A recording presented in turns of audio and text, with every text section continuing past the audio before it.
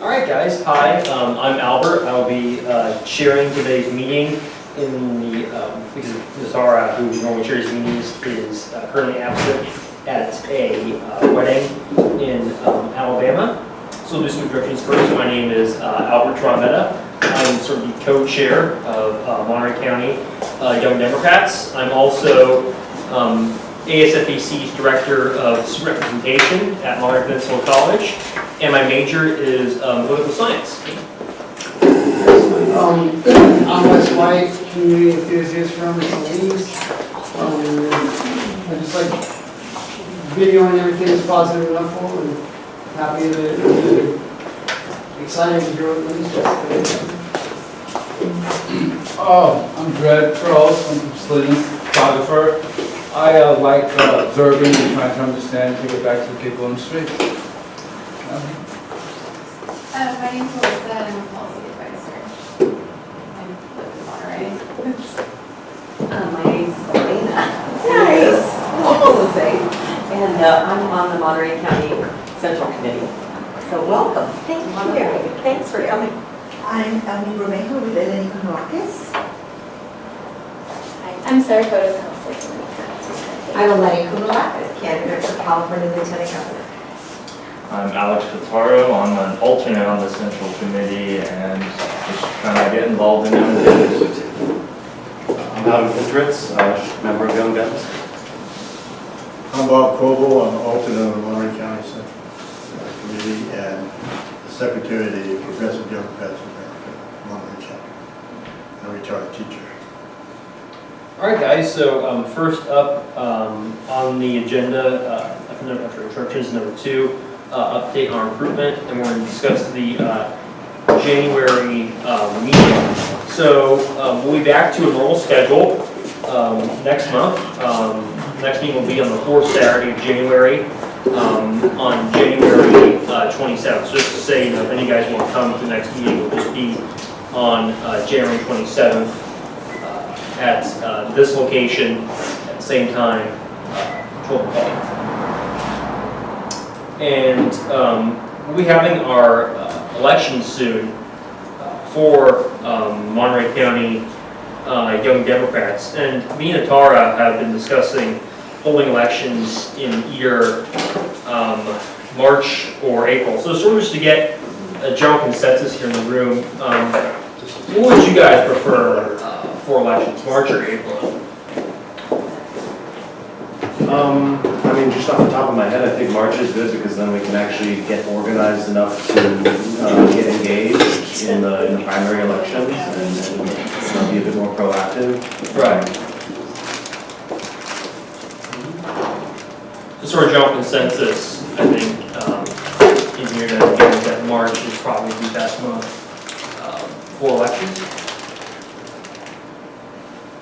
I think that I was just going to say that I think February might be good. That way we have officers in place during the convention. Right. But, that's just... Yeah.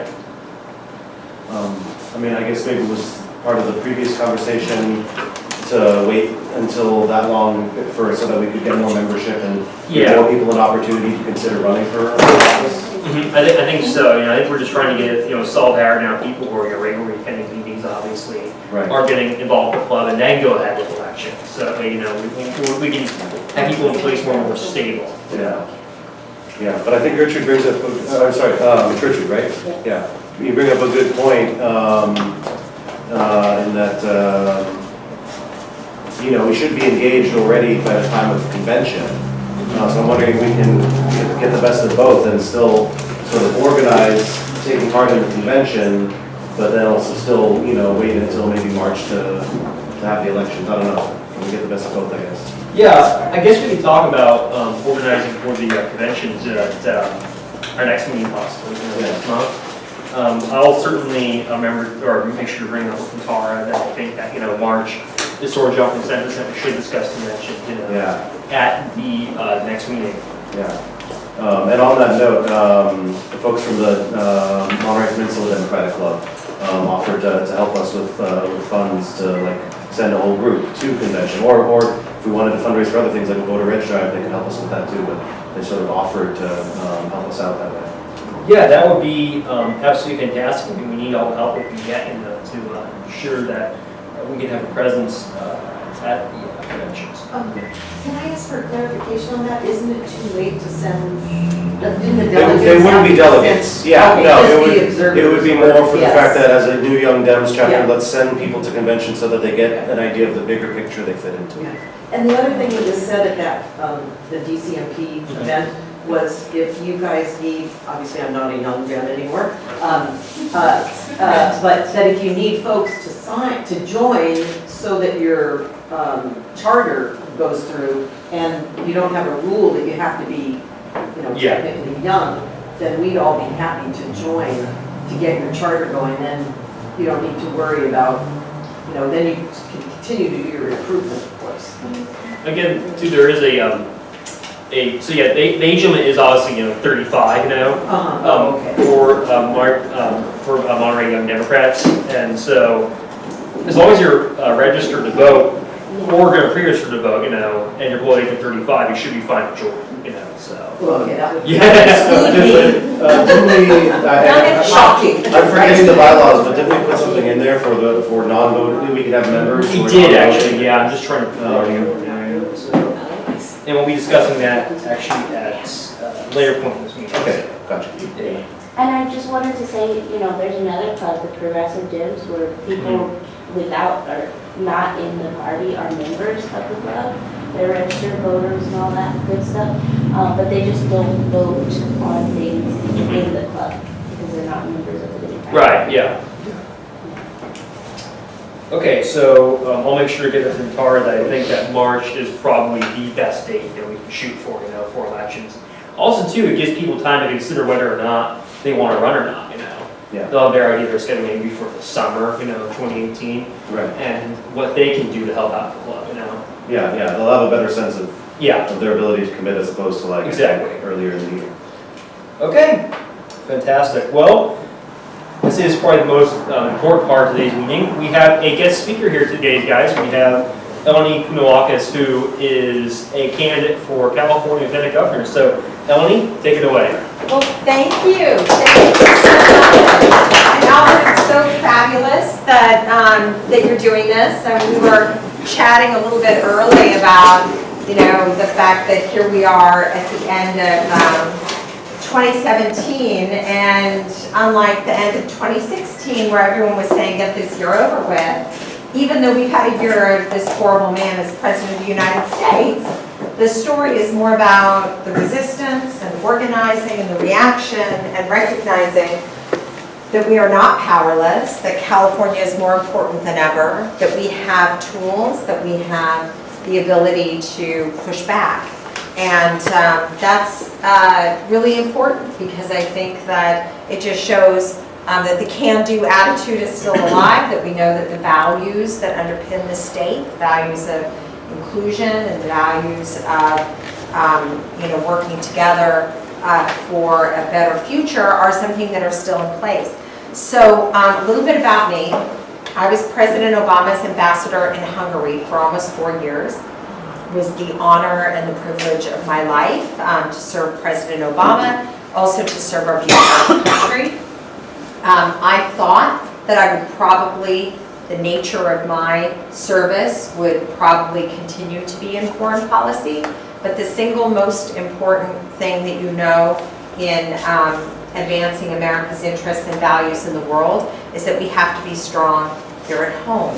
And so after the election, it became clear to me that California simply must lead the way to a better, stronger future. That means tackling some of the challenges that we have, but also continuing to do well the things that we do. And before I served as a U.S. ambassador, as it turns out, I spent 18 years in the housing industry, and housing has now, in the last couple of years, really become one of the leading challenges that we have in the state of California. And so,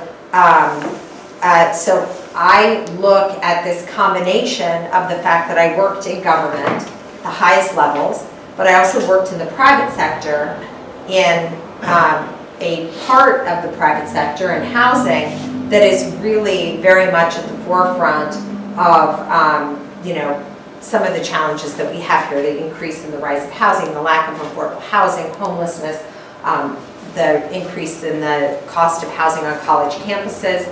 These are things that I know. I've had personal, practical experience for almost 20 years, and I'm ready to roll up my sleeves and work on those for the state. But my first job in my life was at the California Democratic Party. So when I decided that I was going to run, it really was going all the way back to 1992 and the skills that I learned working for the party, of organizing, talking to voters, of registering voters, of precinct walking, of understanding that it is the grassroots where all the good ideas start to bubble up from.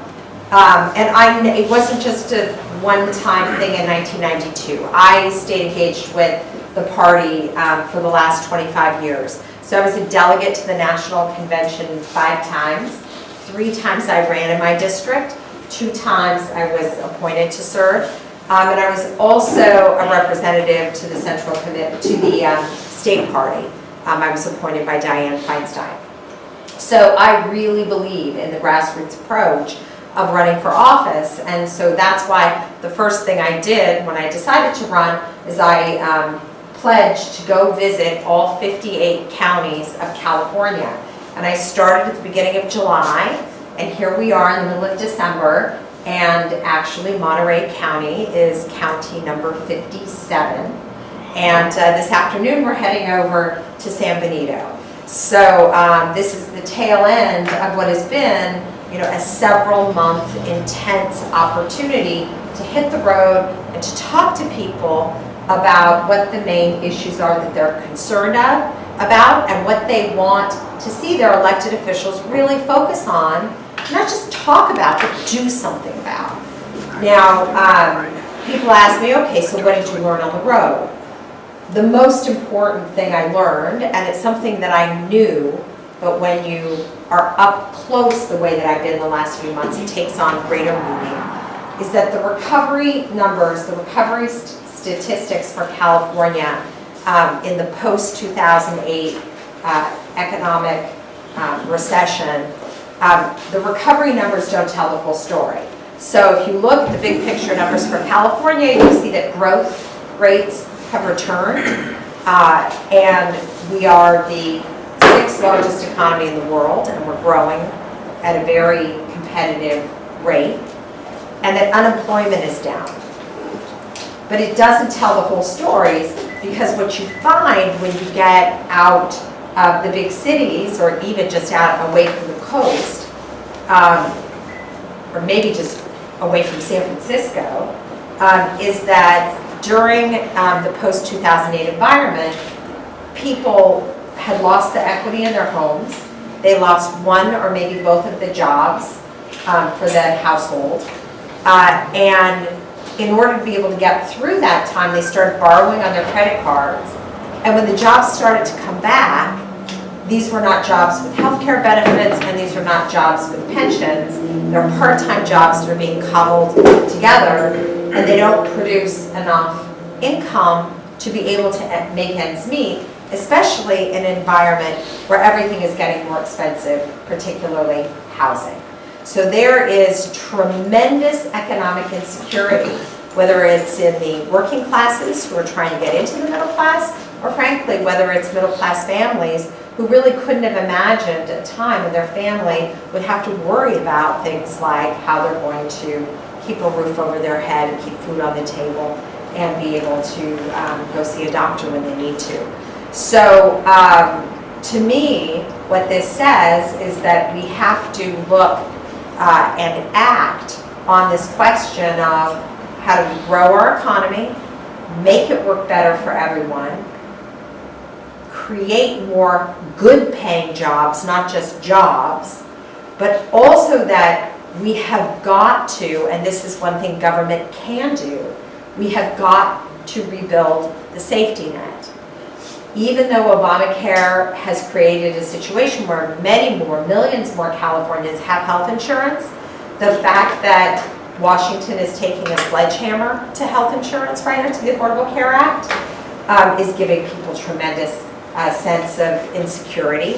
I feel that next to having a job, the single biggest factor in people feeling they have economic security is whether or not they have health insurance.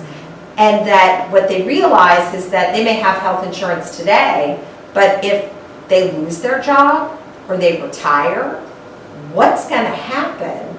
How are they going to be able to pay their bills? So this is really important. And again, when you're out with the grassroots, you know that this movement in California to move toward a standalone system in our state is very real. And I very much want to be part of it because I know we can do it. I think it's going to be hard. I think it's going to take all of the activism we can muster. I think it's also going to take expertise, both elected expertise and expertise out of our think tanks, to really figure out how to do it. But Massachusetts created its own system. California can do it too. So I come from a business background. I have an MBA. I served in the private sector. I'm not a Wall Streeter. I'm a businesswoman, but not a Wall Streeter. But I know how they operate. And we have a circumstance with healthcare where there is out of control profiteering that's going on. And that is a big part of the reason that costs are so high. And we have got to have people with tremendous political courage to stand up in order to be able to move forward with a plan, a standalone plan for our state. And I am a person who, being part of the process, will be able to help get it over the finish line. The second thing the Lieutenant Governor does that you should know that I'm very focused on and that I've heard a lot about out on the road is the cost of higher education in California. The CSU and the UC have about 800,000 students enrolled at any given time. Just to have a little bit of an idea though as well, there are 2.1 million students enrolled in community colleges, right? This network that we have in the state of California is a treasure for us. It is tremendous opportunity both to continue to build a better fabric of our society, but also by ensuring that we're educating our workforce from the community colleges on up and giving opportunity for young people who want to seek higher education to be able to do it in a way that's affordable. We have lost, in my view, the commitment to ensuring that this pathway is open for any Californian who wants it. Too many students are turning away and not seeking higher education because it's just too expensive and they just can't make it pencil. But also those who do get through are getting out of it with so much debt that they can't even begin to figure out how they might be able to start their own business or buy a home because they're saddled with this debt and they're looking around wondering where are all the good paying jobs that are going to help me pay it back. So this is very, very serious, very real. The Lieutenant Governor sits on the board of the CSU and the UC. I have taken a pledge that I will never vote. No one asked me to, by the way, but I'm pledging it because maybe the other candidates will do the same. I will never vote to raise tuition when I serve on those boards. But it's not enough just to be a no vote. You have to be in there with your sleeves rolled up, not just at the actual meetings, but in between the meetings, working on fighting that budget fight to ensure that more money is coming out of the general fund into the CSU and the UC so that the pressure is not there for increases of tuition every time a new year rolls around. The other thing I found, because I went to Chico State and Humboldt State and UC Riverside as part of my summer road trip with my friend Eleni Kounalakis over there. And what I found is that students are borrowing much more money to pay for housing during college than they are to pay for tuition. And nobody's looking at this. And what I found was that the way that the housing rates get calculated for the dorms, and again, this affects mostly freshmen, but some others, and frankly, we could use more campus student housing, but we have to do it in a way that it's affordable housing. Because what we found was that students are paying between $800 and $1,800 a month to live in dormitories with a couple of roommates. why in the world, how in the world could it possibly cost that much? And when I ask how this is being calculated, it's not being calculated based on what it costs the universities to deliver that housing. It's basically, they look at the surrounding area, housing costs in the surrounding area, and they bump it up to the market rate. So somebody needs to draw back the curtain on what's happening with campus housing. Nobody can do this better than me because I am a housing expert. And so I'm going to roll up my sleeves and tackle this from day one. Finally, the environment is something that's very important to me and very important for this position because the Lieutenant Governor sits on the board of the State Lands Commission. Now, as someone who worked in the housing industry, I built master plan communities. Every project I did required intense negotiations with neighborhood activists, with elected officials, government officials, and with members of the environmental community, and with officials at the federal, state, and local level who are focused on environmental protection. And every project that I worked on required a plan so that if you are going to build houses in this area, how are you going to mitigate for the impacts by preserving other areas? And because of the work that we did, thousands and thousands of acres of land, sensitive, real, important, biologically critical habitat and sensitive habitat was set aside. Now this is controversial, right? This is not a thing where you necessarily get consensus every step of the way, but I will stand by my record, and I'm very, very proud of the work that I did in being able to work through a stakeholder process to find appropriate places for housing to be built, and at the same time make sure that we're working together to build really important preserves all around the Sacramento area where I worked for so many years. So I would love to answer any questions. I'd love to hear from you. One word on my campaign. What really started as my kind of Women's March moment, right? Which is we need to do something. And I knew I wanted to be part of the solution and dedicate myself to it. It really was I think I decided in about a day that I was going to run for Lieutenant Governor. That it was the right job for my skills and that my skills would make a difference if I'm elected. And that was about 7 months ago. Since then, we have built a very, very competitive campaign. Kamala Harris gave me her endorsement very early on, which means a lot to me because I see her as the future of our state. She really represents the next generation of leadership, and she tapped me in this race to support my campaign so that when I'm elected, I'll be able to work with her. She, of course, at the federal level and me in Sacramento. But I'm very proud of that. But since then, we've built a lot more support. Jimmy Panetta, here, your congressperson, endorsed me as well. But I also have the support of several of the significant organizations. Emily's List has come on board. They consider this to be their critical race in the state of California, largely because there has never been a woman elected Lieutenant Governor of California before. So this is a glass ceiling race, and we are going to bring down one of the highest glass ceilings in our states because we, of course, have never elected a woman governor or lieutenant governor, and this is a real opportunity to change that. I've also been endorsed by the California Federation of Teachers. They represent 120,000 members primarily in higher education.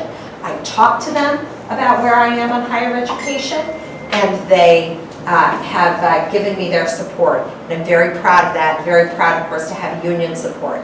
I've also been endorsed by the SEIU local, which is on the CSU campuses. They're the CSUEU. They represent 17,000 members, and I'm very proud to have their endorsement. And I'm hoping to have more labor endorsement along the way. And then I also am very proud to have the endorsement of Equality California, which is the largest LGBTQ organization in the state. As you can imagine, kind of coming out of nowhere and not having been in elected office, though I served in high office in government, was not elected office, but to have organizations like this willing to put their name next to mine is very significant. I'm very proud of that. There was one more thing I forgot to say. My commitment to ensuring that the CSU and the UC system is open to anyone who wants to pursue it is very personal, because I come from a family of Greek immigrants, and my grandmother in Greece never learned to read or write. She did not go to school for a single day, and she let my father come to the United States when he was 14, no money, no English, all alone. And he ended up in the fields of California, in Lodi, California, outside of Stockton, working as a farm worker. And because of the people around him and his teachers who encouraged him, he ended up at Sacramento State University. His being able to work his way through on a waiter's salary, which was $62 a semester that he paid to go to Sac State, and that included books. There was no such thing as college debt. It was an investment in the idea that Pat Brown believed in, that we don't know where talent is going to come from. We're going to throw those doors open wide, and we're going to see what bubbles up, and we're going to have faith that it is going to be an investment in our society and an investment in our economy and our economic development. So for every kid who the taxpayers invested in, our economy paid it back by helping to grow a society of people who were trained to go and do great things and give back. So my trajectory is an extraordinary one. But my grandmother never learned to read or write. And in one generation, the President of the United States sent her granddaughter back to Europe as a United States ambassador. Right? It's an extreme example of the California dream, but millions of people are walking that pathway.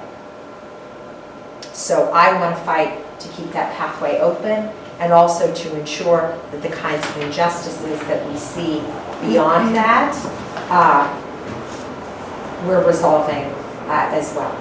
So thank you for having me. I'm happy to, as I said, answer any questions, and I'm so happy to be here at what is it your inaugural meeting of the Young Dems? Oh no, we meet last several months Oh. actually. So we had our first meeting I want to say like September. I want to say. In September, all right. But it's wonderful to be here as you form your group. It really is, and super inspiring. I would like to say that I'm most impressed by even before you mentioned that you were endorsed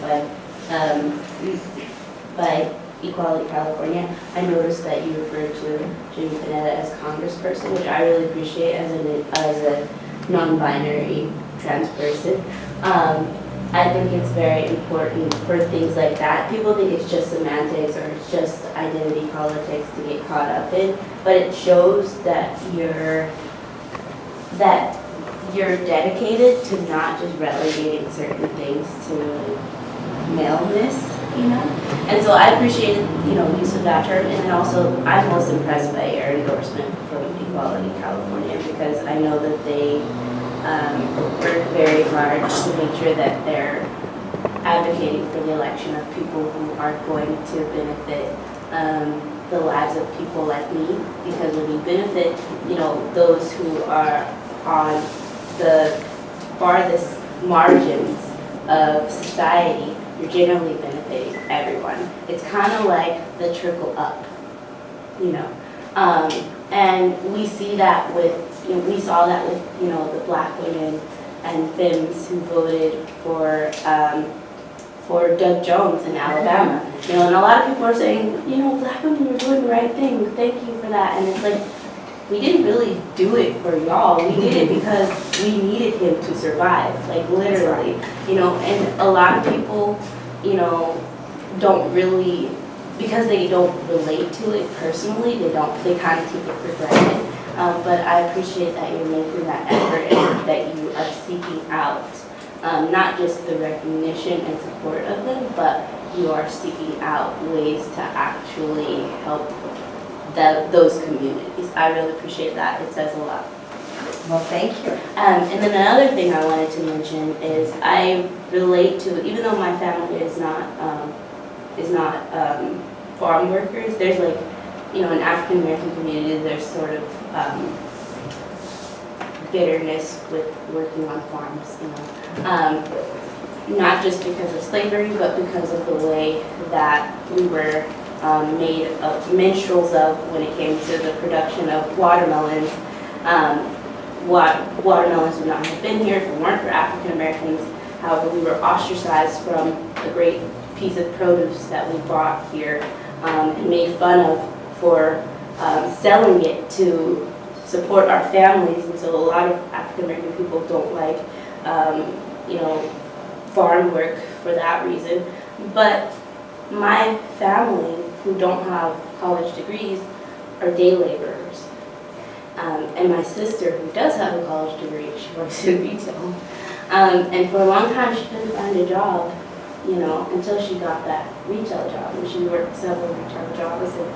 And then, you know, all of my family are day laborers, and they are even more fortunate than me. I'm like the homemaker who takes care of their kids when they, you know, need to go get What these kind of work assignments. are they doing? Just any labor, not skilled. You just sign up, and if this construction company needs a few Does it extra tend hands- to be mostly construction, or is it also? It's here and there. It's construction. It's clerical. It's they get work through this organization called People Ready, and so it's through, I think, Bluefin or True Blue is the company that owns it. It's a tip company, and they focus mostly on day to day. And I think there are some organizations where if you're lucky, you'll get a several day or several week assignment to have some sort of routine to what you're going to be doing. But for the most part, my family are day laborers. So one of the things that people are really focused on is training for construction jobs. I was in construction. Now, in the summers in Sacramento, working construction can kill you. It's so hot. And that's, I mean, Heat stroke. it can be. But generally speaking, it is a very, being in the building industry, construction industry, people who are in it, a lot of people really like it because you feel like you're creating something. And when there are jobs that are jobs where you're being hired by federal jobs or state jobs, the pay is really good. And what we found is that we can do a lot more in helping getting people trained. And if you're trained, rather than just having a day laborer's job, you can actually get a full-time job that comes with good pay and benefits. And so there's a lot of interest in kind of changing the stigma around construction and training people to be able to build things. Because as this economy is changing and this gig economy with so much uncertainty is coming at us, what we do know is, particularly in California, where we have now this SB1 that's going to provide the tax on gas to be able to build infrastructure. There are going to be a lot of really good paying jobs that come along with that. And my view is we really have to figure out where we're going to build more affordable housing, and that will come with good paying jobs too. So it is kind of a bright spot, I think, when you think about the possibilities for better paying jobs, that there is at least this one area where there's a lot of attention being paid to try to create better paying jobs that create a pathway into the, you know, better, more secure careers because they go along, you don't show up every day looking to see if you're gonna work that day. Rather, you have a steady job and it comes with a good paid check and comes with benefits. Anyway, just something to kind of think about. The reason why one of my sisters is a day laborer is because she was actually in school to become a doctor. And this is another thing. So far, you know, the California Community Colleges has tried to make a commitment with HBCUs, which is historically black colleges and universities, to help get more students there. And my sister went to a historically black college in the Atlanta University Center called Clark Atlanta University. However, she amassed so much debt that she had to drop out and was never able to finish her degree. She wanted to become a doctor. And so she's more than 3/4 of the way finished with this degree in biology, which is a difficult major. And she's back here and has been working, you know, waiting tables, and now is just a day laborer. You know, and I don't know if she wants to do construction. No, that doesn't sound like it. Yeah. Anyway, we can continue the conversation. Yes. Thank you for being here. I appreciate you making a stop here in little Seaside, California. Tell them who you are, John. My name is John Wizard. I'm on our local county planning commission. Oh, wow. And like many of the people in this room, we all represent larger communities and have other people that we'll be reporting information to. So please don't feel like you shouldn't have stopped. Oh, There's are you kidding? hundreds of people representing through us here. But I had a question about one of the very last things you said was you talked about balancing eco-diversity with development, and affordable housing is something that I'm very much passionate about. And oftentimes people in our various power structures use the ideas or notions of open space and green space and health and wellness as a dog whistle to keep people of color siloed in urban centers. Can you please talk about how, while environmentalism and supporting our natural environments and ecosystems is, of course, incredibly important to our own survival, trying to balance that with the need to fill in underdeveloped areas and how we might go about continuing to grow without disadvantages commonly found within those communities of color. Sure. So one of the other things that has happened along the way as a way to stop housing from being built is by vilifying anyone who tries to build it. So being a developer has been this dirty word for like 20 years. Oh, they're trying to get rich, they're trying to destroy the environment. But the reality is that in a state that's growing the way that we have been growing, we need to figure out where we're going to put people. And so what has changed now in the conversation is we're seeing housing advocates. So we're seeing people who say, hey, I live in a community and we can protect the environment, but we also have some places here where we can build some affordable housing for people and we need it. Having that seat at the table for a person who talks about the need for affordable housing in their communities is new. It's new. And it's the critical piece in figuring out if, how we're going to do it. So I will tell you, because I was in this industry for 18 years, it is so contentious. I mean, I had to negotiate across the table with people who definitely did not agree with me all the time when I was in Hungary. I went to Afghanistan with the Supreme Allied Commander of NATO. I was down in Sarajevo, Kosovo, with US military there. There are sometimes you get into some really intractable problems when you're talking about national security. I was trained for that work, having worked around the table, trying to figure out how to build some level of consensus to be able to build housing. Because of that, we're about 1.5 million units short across the state. And the people who are suffering are the people at the bottom of the economic ladder.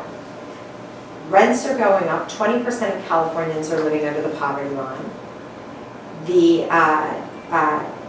the ability to provide more housing is extremely expensive when you do subsidized housing.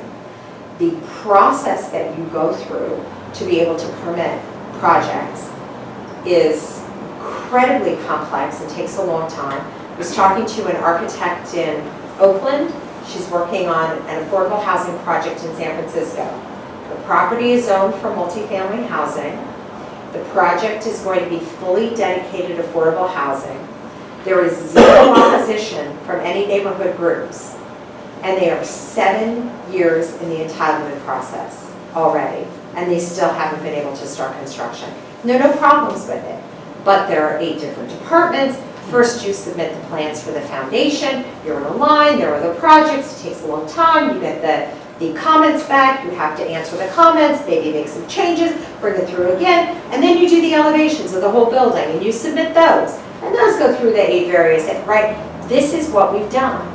And so we need a third voice at the table. It can't just be the applicant, developer, private sector, proponent, and the government, and people who are trying to stop housing.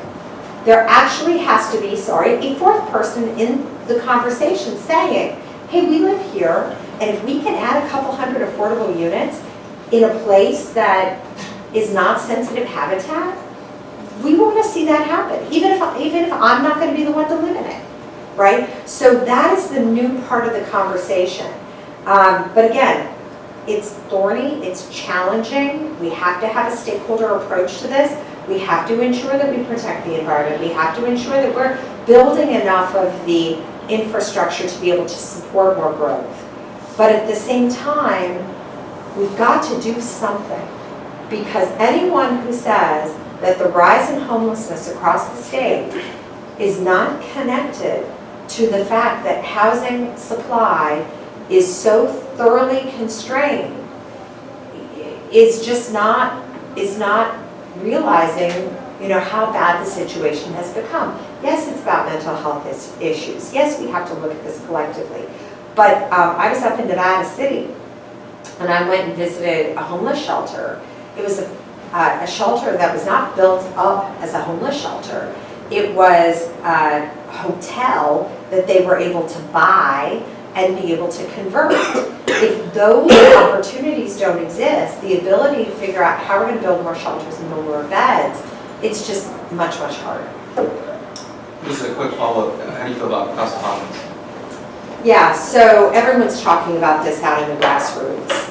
And I have spent some time thinking about it, because I am very focused on the fact that we have a supply problem.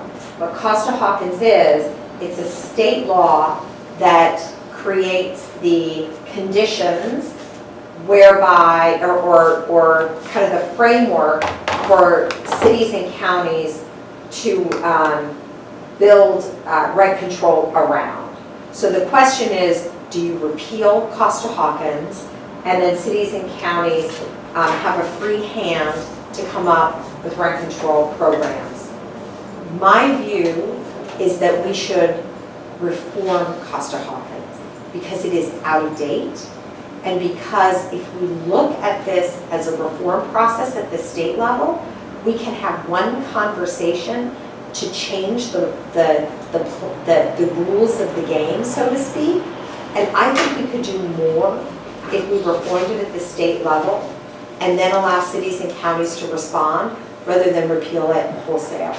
That's my view. And I know it's kind of turned into this yes or no, but I would like to see a reform process first. And if a reform process fails, if we can't get reform to Costa Hawkins to update it, then I would say do away with it and send it to the cities and counties.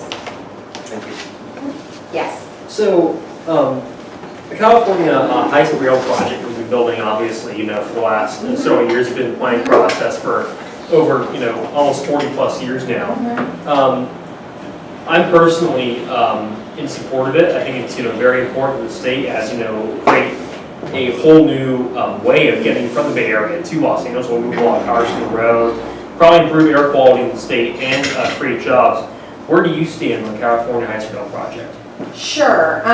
So my understanding from talking, I sit on the governor's, I chair the governor's advisory council for trade. And so I was in Sacramento last week, and we actually had someone who works on that at the state level come and give us a presentation. And my understanding is that from San Francisco to Los Angeles is 87% funded, is what they told us. And it's also under construction. The first 117 miles or something is currently under construction. So with the federal allocation for the electrification of the Caltrain, I think is what, Yes, right? Caltrain. The Caltrain piece from San Jose to San Francisco, because that already exists, it just needs the electrification. It seems as though what they call their phase one is going to happen. You know, I mean, 87% of a multi-billion dollar project still needs 13% of a multi-billion. They still need more money, but it does seem to me that that first phase is actually going to happen.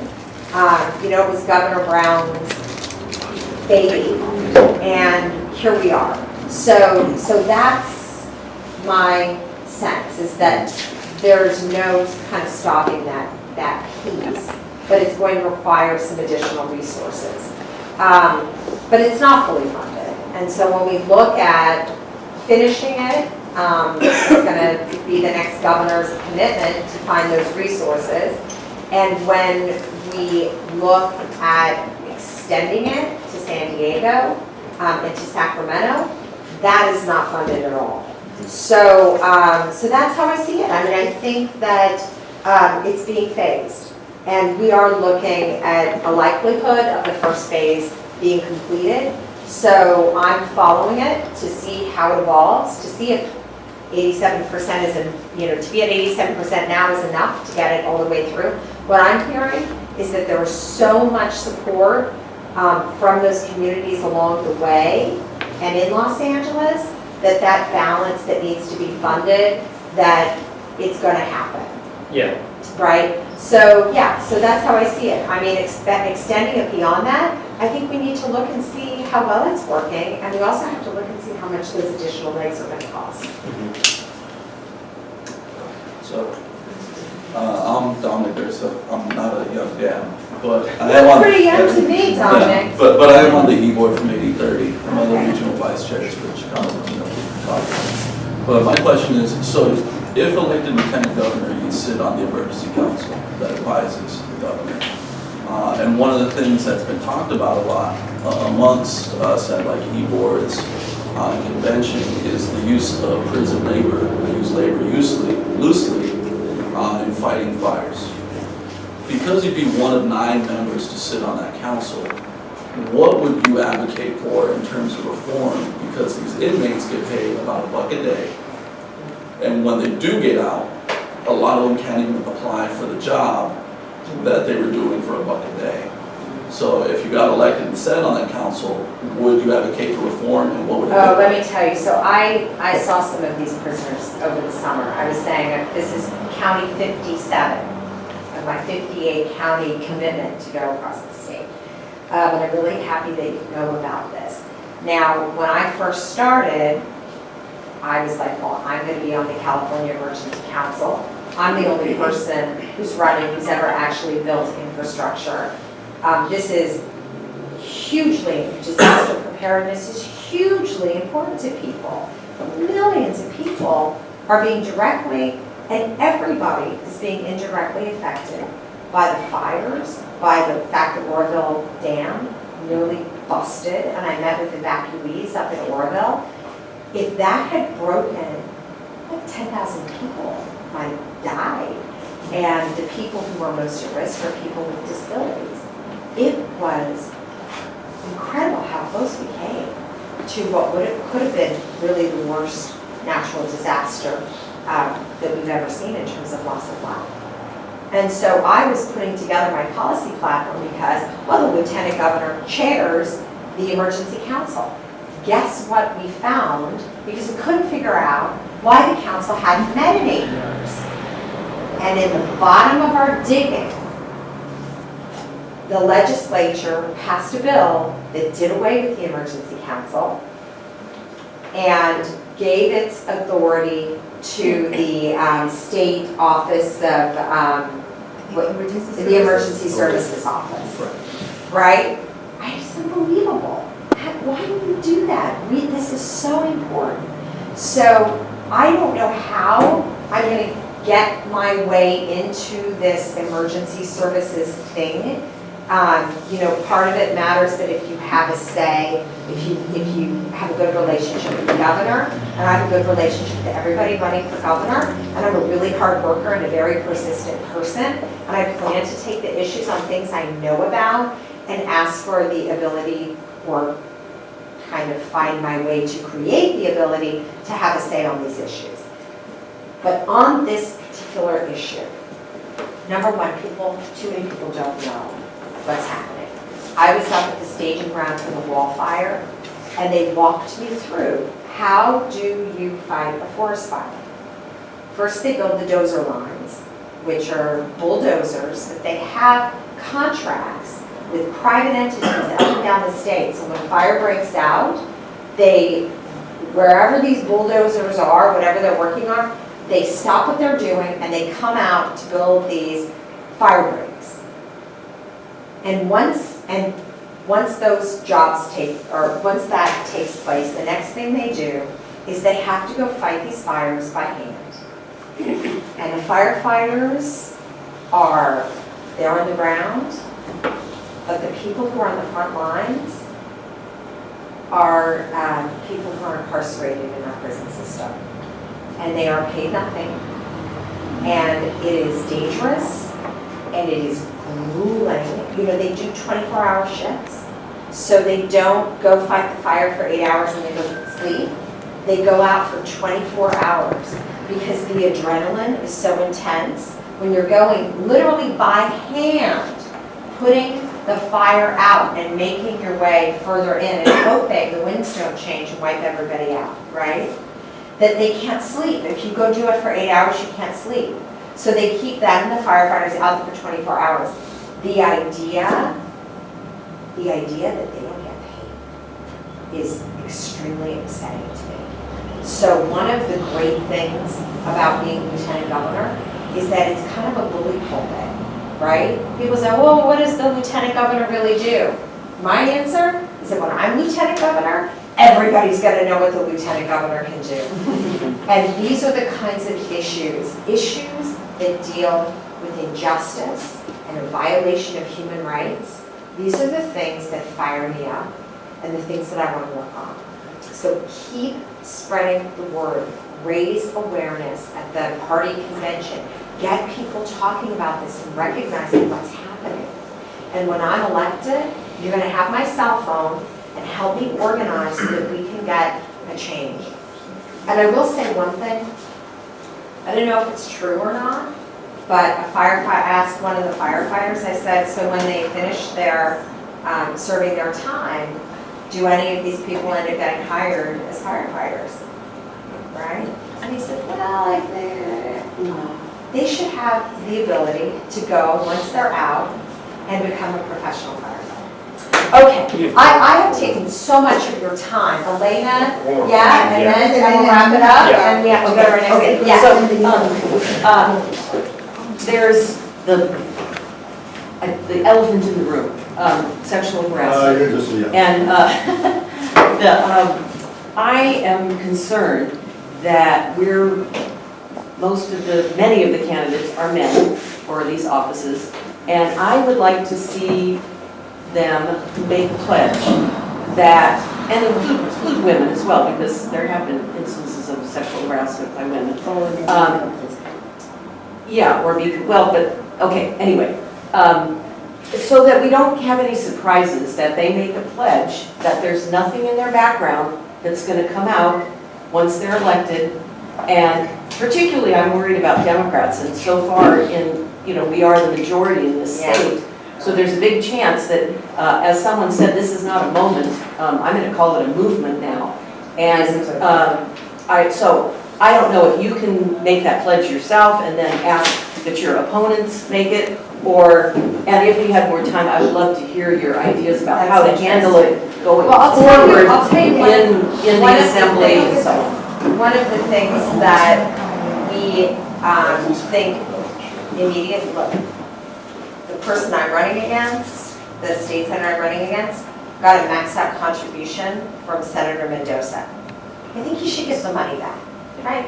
I mean, there are all sorts of very, ideas about that. there are very simple things that we can do, but we need men involved. They need to draw the curtain back too. It can't just be us. So whether it's that idea or our thinking or any of you guys, right? I have 2 teenage boys. What's the comedian's name? Oh my God, my one son was just inconsolable about this, right? But this is about the next generation of men too, and the kind of workplace you want to be in. You know, the reality is that the jerks who act that way are often jerks in other ways too, right? And the old nice guy finishes last. It's actually kind of part of this whole thing of how do you have an environment that's fair and respectful in the workplace, and that reaches to everybody. So I like your idea that there should be a call to action for men who are running, of not just sitting there wondering if anyone's going to come out against them, but exactly how are they going to be part of the solution. And one suggestion on that money, I think that money should not go back to Mendoza. It should go to support women candidates. And if I they love don't it. want to- He should give it to me. You should give it to you. Yes. Or at a minimum, give it to a Can rich you go on California or Facebook? Eleni. I have Yeah. a whole No, this is it. theory on this. This is what we have to do. Look, I was a young Dem back in the early 90s. I was at the You got my vote, Young Eleni. Convention. Thank you, Elena. Go take a picture on your way out. Oh, sure, sure. All right. You have Thank to you go all. get ready for See you a at the party. convention. And one more thing, I made a pledge that after I am elected, I am going to retrace my 58 county tour as your lieutenant governor, and so we can continue the conversation.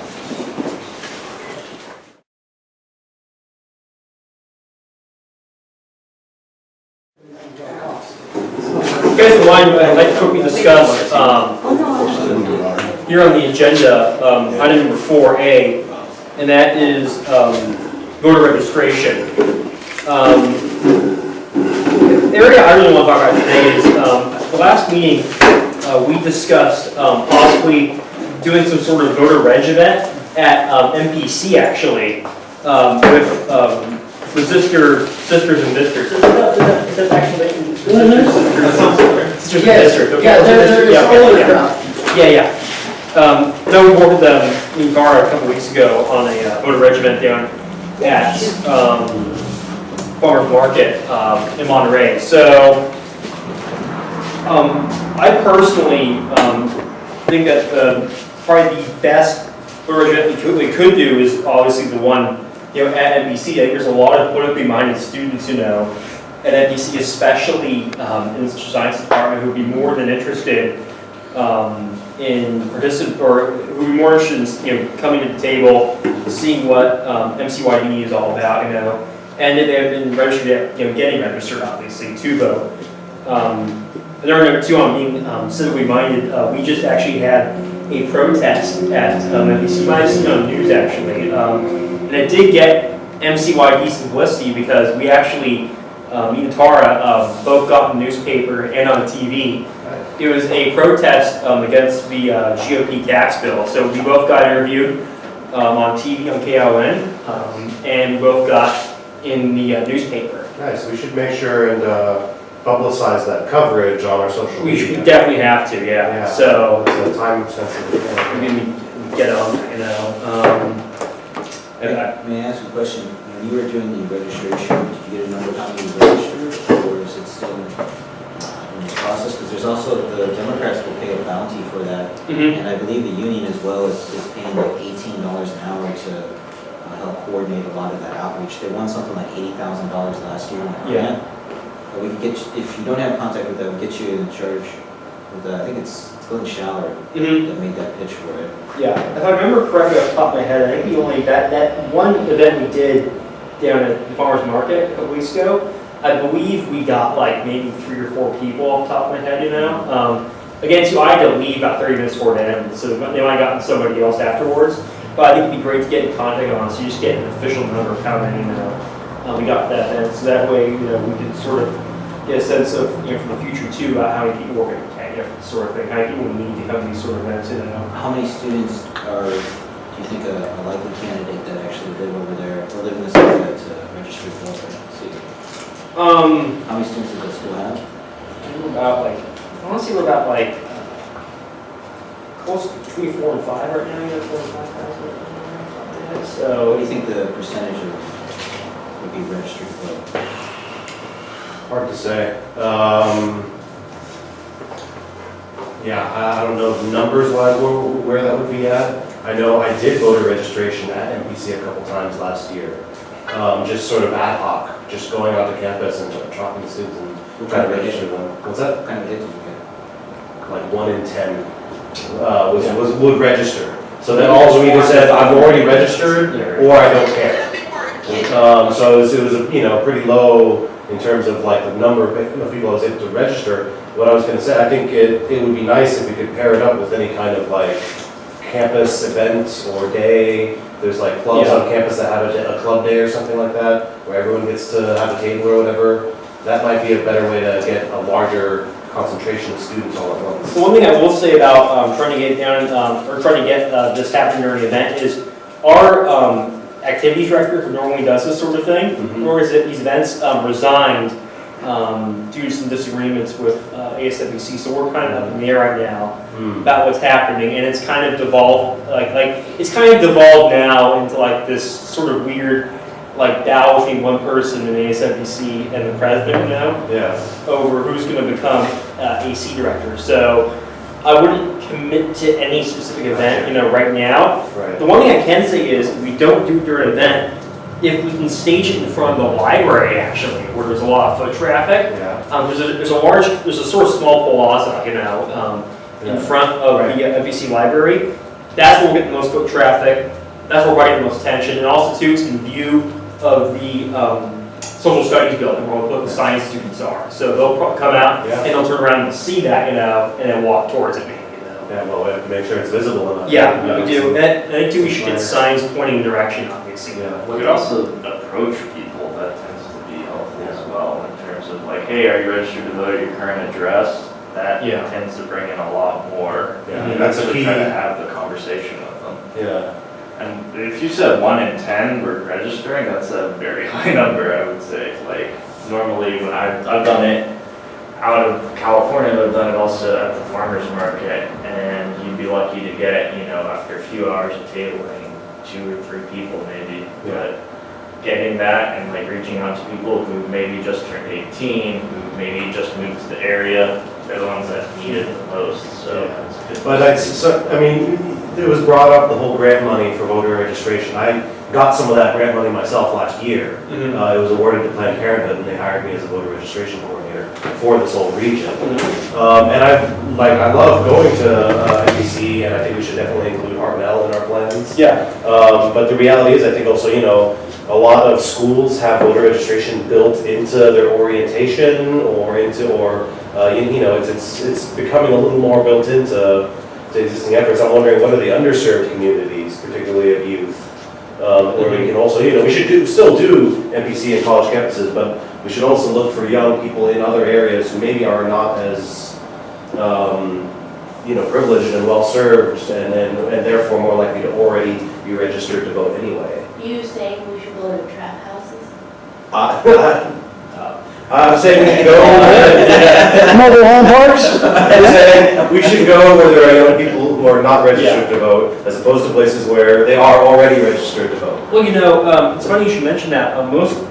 Recently, me and Tara went to my old government class actually at PG High School, and we talked to the students for about an hour and a half actually, about Young Democrats, and I hope there be some there showed up, but actually none of them showed up, but there was enthusiasm, on their side about, when they register to vote, when they get more involved, they want to join this, So I felt coming out of the 2 classes I talked to there at PG High School, that there was positive reception to our message. Yeah, that's good. And, you know, and I think it can be about asking people to get engaged. Are they registered to vote? If not, register them. And also, if they're already registered or if they just registered with us, can they get involved, right? You know, there should always be more than one ask. So, you know, I almost don't even think of this as let's just just voter registration. It's all, you know, I think it doubles as a recruitment opportunity or an opportunity. Yeah. So I think we should shoot for that big one at NBC right now. And I'll get the ball rolling on my side at least, you know, from ASNBC. And I think maybe we should shoot for like, I say like February, honestly, maybe somewhere like in like, you know, like early mid-February. Yeah, I don't know when their semester or again quarter system, like when they begin. Yeah, well, I personally begin, you know, on the 13th because I have meetings, you know, 10 to, but Yeah. shortly after that, like, the semester will begin, and early mid-February should be good, you know, Okay. so. Yeah, so I think we'll shoot for some sort of voter registration, you know, drive at NBC in front of the library, early mid-February, and I'll get the ball rolling on that. I'll get to all the people I talk to, obviously, about this, because the thing is, if you don't, you know, talk to all the right people at NBC, it gets really, really sketchy really fast. Like, we had this, it's funny, we have these people there who operate food stands at NBC, and even when you're not selling food, they get annoyed about it unless nobody tells them about, you know, what's going on. So I don't want to get, you know, any flack from, you know, anybody on campus. So I'll get the ball rolling on this as fast as possible. Sorry, excuse me, as soon as possible. And I think too, if we're going to do voter registration at NBC, we got to get the social studies department involved. There's a couple freshers there who are very politically minded and will be pro, you know, towards our message. So I think telling them that this is going to happen and have them communicate to the students, hey, if you haven't registered to vote yet, go down there, you know, the library, register to vote. That will really help our message. Yeah. Okay. Yeah. And are we talking just one day? Because I mean, I don't know what the class schedule is like there, but are there students who only show up on like Tuesdays and Thursdays? Or? Yeah, I mean, again, you know, every student schedule is different, obviously, Right. you know, so we'll just do one day probably, and then we'll see how it goes and then move on from there, you know. Okay. I think pulling off 2 days in a row would be kind of hard, you know, so. Because the thing is too, like, you know, I'll be working on this, I know, you know, I'm busy with ASNBC and a lot of stuff, so it's probably hard for me to commit, you know, more than one day, obviously. Well, we should get more Yeah. members involved, and obviously this is, you know, not a lot of them are able to show up today. I know, I'd probably be more people here today. You know, I mean, it's everyone's already involved. And post finals too, You know, finals. there is a couple of opportunities for the collection of signatures around the cities for various measures. Public water now is coming up. That's an entirely volunteer-based one, it's not a paid one. But there's a chance for ranked choice voting that might come online, and that would be a paid one. So if you wanted to double up, if you show up and they're not registered to vote, the club itself could just basically have an extra sheet to get people right then and there, and then you'd also have them sign the petition that they were registered. So you could match those up, and then you'd get a really big hit, because there's a surprising number of people who wander around that actually aren't registered to vote, and that's the reason they give as to why they won't sign the petition. That can be coordinated and just merged up later on down the line, just a future thought. If I could just get more info on that, that'd be great. You know, you just send it over to me, you know, I'd love to review it, so. Friday, if So, you're interested. Yeah, You'll see it. I will, yeah. I'll come on Friday. Cool. Gertrude? I just, when we're done, there's and we can figure out where to put this, but there is a congressional race that's hotly contested, and that campaign reached out to me and asked if we could help with closing. So when we're done with the rest of the stuff, maybe we can discuss that. Which hotly can, Congressional District 4. CA? Is it? Yes. Okay. California. CA4? District 4. Rosa Calderon, Rosa with a Z. She's endorsed by Brand New Congress and Justice Democrats. you guys would have to go through an endorsement process. Yeah, we would have to. Yeah. Yeah. You'd have to listen to the other candidates, or at least give them the opportunity to show up. And then as a club collectively, if you voted for it, then you could go ahead and do that, but until then. Yeah, and again, too, I think we should probably wait until we get chartered on this, so you go before the endorsement, because it will add a lot more weight, obviously, to the endorsement. So it's something to keep in mind for the future. And I was gonna say, was the ask from them immediately to help out with phone banking? Because Yeah, that's unusual, because most phone banking doesn't begin until like March at the earliest, often not until April. Yeah. uh, Jumpstart on this one? Yeah. I think it's because she's up against fundraisers who are like outpacing her and no more. And it's a very Republican region where people are doing the whole safe Democrat thing, and we're gonna vote for a Democrat that's white and moderate to secure the seat against this pro-Trumper, as opposed to this woman who is a single mother, has a very ethnic name, and is an activist, you know? And so her opponents have raised, the incumbent has raised over $400,000 already. And the opponents have raised about $300,000. Her other opponents who outpaced her have raised about $300,000 and $200,000 respectively. And so I think she's just needing, you know, boost assistance in helping reach out to donors specifically, I think.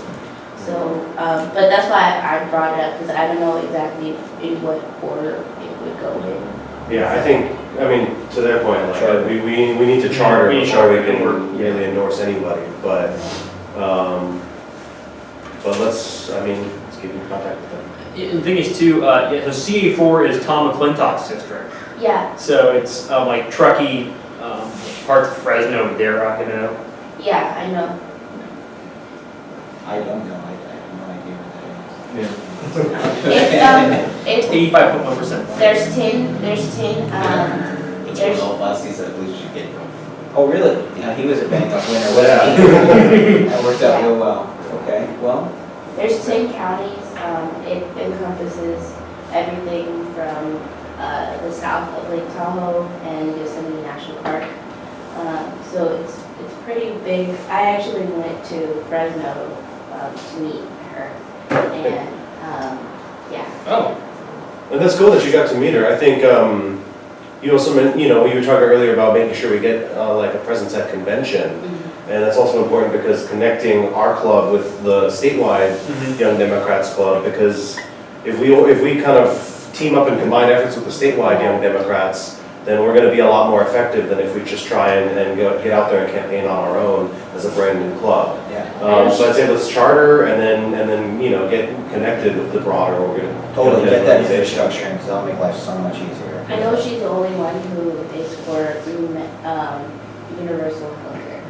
And so, among other things, the other ones are really lukewarm and really just not what we need. Well, I'm sure they're playing politics, right? They're playing to the district. Exactly, but nowadays, when it comes to actually getting stuff done in Washington, most of the time moderates just end up straddling the fence and being very indecisive, and they're not really accomplishing anything.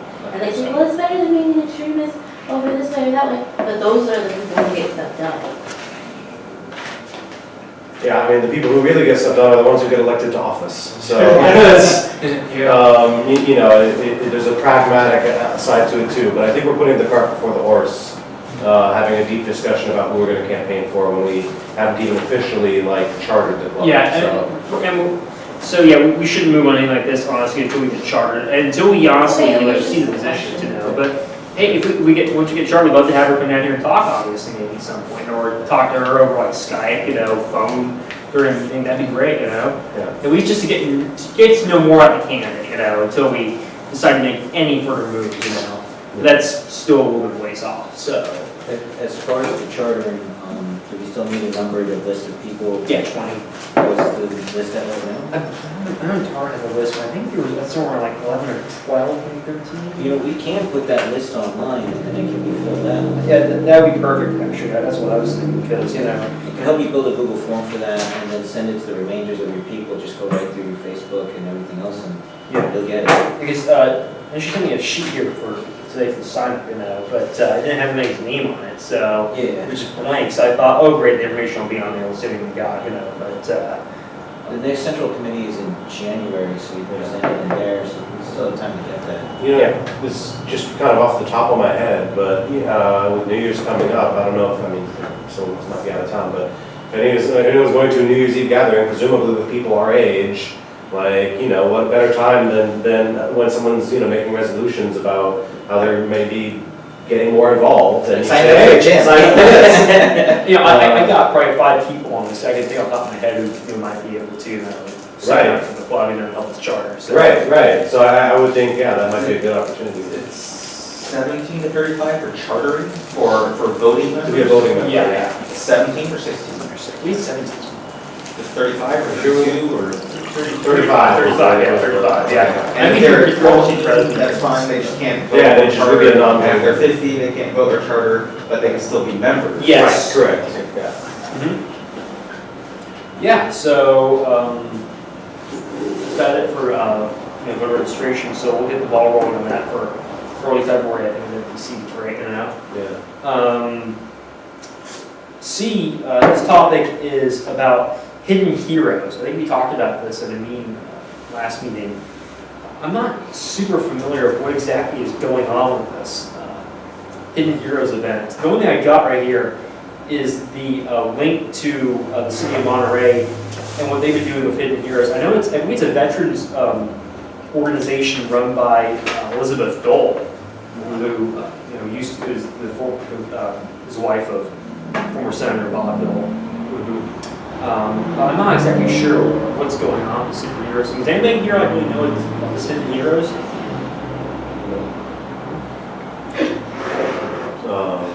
So yeah. I guess how was that put on the agenda? I don't know exactly. I move we lay this on the table for the next meeting. Let's table that then. I think I'd like to just table that, obviously. Are we skipping over Women's March? Oh no, I talked during the whole break actually with people who were organizing Women's March, but I did get some information actually about Women's March in respect to that. Yeah, I'm on the planning committee as well as Don, so. Okay. So I know you guys are thinking about 100 volunteers, and you want opportunities to table, obviously, so help you guys set up the event, Yeah. So the program will include 2 speakers and then cultural stuff afterwards? 3 speakers. 3, okay. Yeah, and then there's supposed to be activities, including voter registration, although they're trying to do sort of a Women's March voter registration, so I'm not sure necessarily how the planning committee would view a competing voter reg effort. But I still think it'd be great for young Dems to have a presence there. Because, people, it's right there on campus. Students who get engaged with the Women's March could then also decide, I want to get engaged more long-term, I'll join the young Dems. So,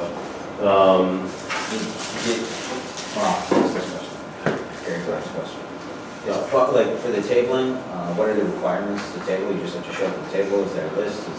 there is a fee. Tyler Williamson is organizing the tabling at the Women's March. Okay. I think the fee is $100, don't quote me on that. But then, and it's also supposed to be more like mission-based tabling, so they're not gonna let somebody who's trying to sell something buy a table there, right? It's, you're there for a cost. Gotcha. So, as long as you can present to Tyler what your mission there is, and, then move forward with that. Yeah, so I know you guys, obviously it's about safety, equality, and respect, right? Right. Yeah, big 3. Yeah, and last year the theme was a bit more centered around voter registration and getting politically engaged, and that was, so much in response to Trump.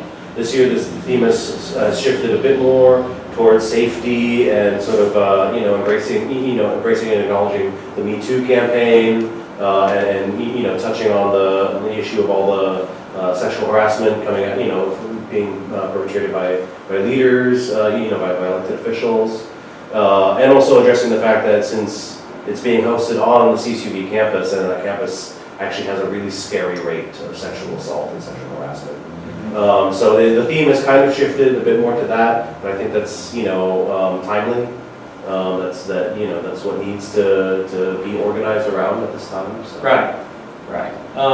So yeah, I think we'd love to be, involved with the Women's March. No, I personally love to be involved in Women's March, you know. I think it'd be great, as I said earlier to Dom, we'll see about this on, NBC. Yeah. At NBC, on the campus. So I think, once school year is started up again, we should, you guys bring in a flyer. Have it get approved, obviously, by ASMPC. And then, make the copies and then put it up on campus. I think too, hammer the point that there is going to be a Women's March at CSUMB to the Social Sciences Department, or Social Studies Department. Professors such as like Lauren Blanchard, who runs the department, she'll be very, very, very happy to hear there's a Women's March going on at NBC, at CSUMB. So there's a lot of professors at NBC who would love to help you guys out in messaging that there is going to be a Women's March going on at CSUMB. Okay. Yeah, we already have a flyer for it. So I can email that to you. Sure. If that's what we need to do to get it approved. The office is closed right now. Okay, right, yeah, but whatever we can get it submitted for approval in early January. Yeah, what's our next meeting? Is going to be the 13th, right? In January. So on January 13th, I'll get it stamped. I'll get it back to you guys. You guys make copies of it, and then get it on campus. Okay, yeah, we'll have to act quick because the March is on the 20th. Okay. So we'll have Next Monday. Oh, she will be? Yeah. Okay. I can be there too if you guys need anything. Yeah. Okay, I can, Well, I'll email you the flyer today, so And we I'll- can get the ball rolling on that. Yeah, I'll figure out where to go on that one. Okay, so I think we're due on the Women's March already now. So this Hidden Heroes thing. The TAR really didn't talking much about exactly what was going on, this whole Hidden Heroes thing before today's meeting. So I think maybe it's best that we table this until the next meeting. Okay. So I'll move that along, to the next meeting. Okay, so reviewing timeline number 5. Obviously, we had it was great, to have, Eleni come here and talk today. I think that was really important. I know, what do you guys think of Eleni? Just sort of a sense of the room, what do you guys think? Yeah, I really appreciated her with a lot of the things she said. I always respect the candidate who shows up and then asks for support, so she's the first one to do that. That's not to say that we should, discount the opportunity for other candidates just to show up and make their pitch, but, I thought it was great to have them. I mean, obviously, you already have one candidate. It would be great to have a couple more coming in and possibly talk. So I'll look at opportunities, see what that can possibly happen again in the future. But I think maybe we should wait on that one until February because we have some important things to get, the ball rolling on during the next meeting. So maybe we'll look at, maybe we can get a candidate come in, February, would be great, somebody come in and talk. I think, I appreciate that she's supported by Emily's list. I think that says a lot. And I think that, she's introduced herself to us collectively, but I think we could go into our own research a little bit more. And then maybe by the time we're done chartering, we could decide how we would support her too. Definitely, yeah. Or if that's what we choose to do, which Right. I don't see why we wouldn't. Right. The thing I like to do about, Eleni was that, you started to see a lot of people run for positions like lieutenant governor from just, outside of government, like they had a lot of experience in business or another field, and then decided to run for lieutenant governor. I like the fact that she has, a diverse portfolio of experiences, inland development, and then U.S. ambassador to Hungary. That's a pretty important job, So I like that she's got a lot of experience, in the private sector and in government. I like the positions. I like what she said about high-speed rail. It's a big important issue for me, Yeah. So I personally feel pretty good about what she had to say today. So Yeah. Any other thoughts? yeah, Do we know who else for lieutenant governor is you know, in favor of universal health care? I personally haven't had much of a chance. I wanted to research more, but I was really busy this week to find this. I didn't pull an all-nighter this week to study, But I've done light research, honestly. I know There's another candidate in the race who also used to be a U.S. ambassador too. One that, I believe U.S. ambassador to Australia, you know? Jeff Bleich? Yeah, I think it's Jeff Bleich. He's a friend, close friend to Barack Obama. It's kind of weird. We went to this meeting, I don't know, a weekend, 2 weekends ago, in Hollister, and Elena Gomez told me to go to this thing, and a couple of other people did as well. And Diane Easton, Delaney Easton, she was fantastic when she was speaking. The only problem is she was running for governor, not lieutenant governor. If she'd actually ran for lieutenant governor, she said fire and brimstone for education. Wallop after wallop was going off there. It was amazing to watch that. This one seems to have kind of an interesting head on her shoulders when it comes to the actual issue of housing and development. That's going to play out well. It's not gonna go. I think the drug, she raised something like 1.6 million. So she's actually outraising a lot of her competition, and that's going to be a big determining factor. And her endorsements. Yeah, I mean, that's a biggie right there, you know, so. Yeah, to go through 58 counties like that, if she's actually completing that, it would have been kind of awesome if she'd actually started out with us or put us in the first third of the group, but whatever. I mean, she's at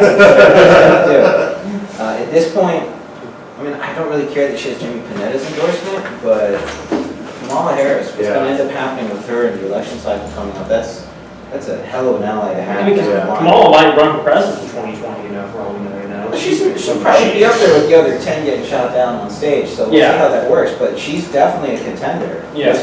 We don't have many presidential contenders, honestly, if we get one out of California. Yeah, I mean, they're either, you know, don't have experience or like way too old, you know, like, yeah. How does it generally work when the governor gets elected and then the lieutenant governor gets elected? Or do they generally side up with each other before, or do they just get locked together? No, yeah, they generally don't want to risk alienating the supporters of another candidate. So a lot of, I don't think we're going to see a lot of governor and lieutenant governor candidates endorsing each other, running as a slate, because there's as much to lose as there is to gain, at least.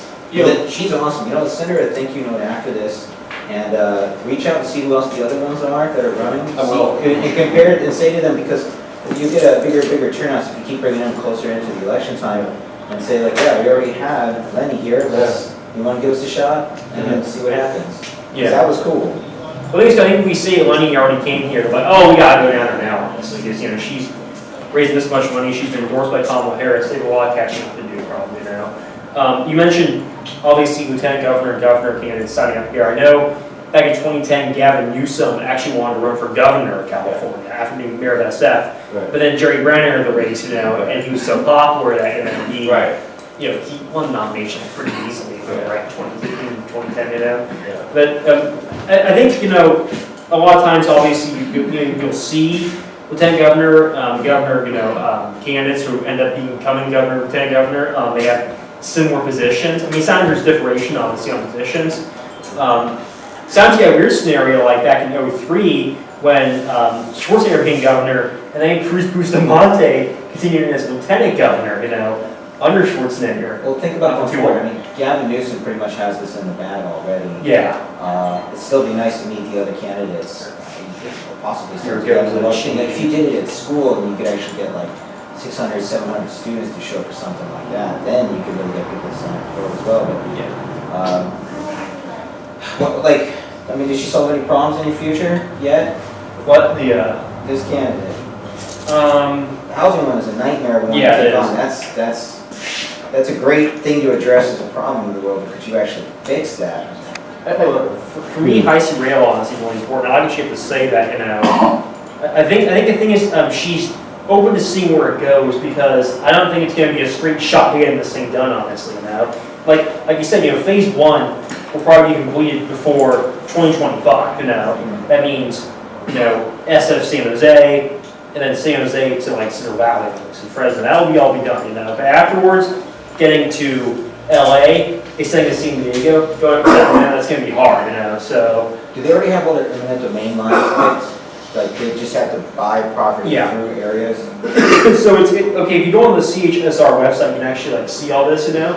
They have a couple of different options for certain areas. So if you're looking at a video of the routing, it will divert one way, and they'll divert the other way, basically, to show where they could go through, you know? So I think the thing is, they're looking at what we can do, what we can acquire, and then go ahead with the option, or one of the two options that we have, you know? Openness. I mean, actually, they've been planning this thing for like 40 plus years, you know? So they've been working on a system for 40 plus years where they barely have 100 miles of it done already in the Central Valley. So it's going along at a slow, sluggish pace. And again, it's because there's been a lot of opposition from like Republicans, you know, and farmers in Central Valley. That's where most opposition is coming from, you know. In SF, LA, I think San Diego, San Jose, Sacramento, they're mostly in favor of the system because they know it'll make it easier to get from, you know, Like you from one part SF of to the state. LA inside like an hour and a half. It's about 2 Jumping on a hours. train, I mean, that's so much easier. It's going to be about 2 hours, you know, 2.5 hours. So, nearest station on McGilroy, for example, you know. Okay. So I like what she had to say about that. I think she ticks a lot of the boxes, at least for me, you know. So yeah, at this point, I probably would go for full-time coverage, you know.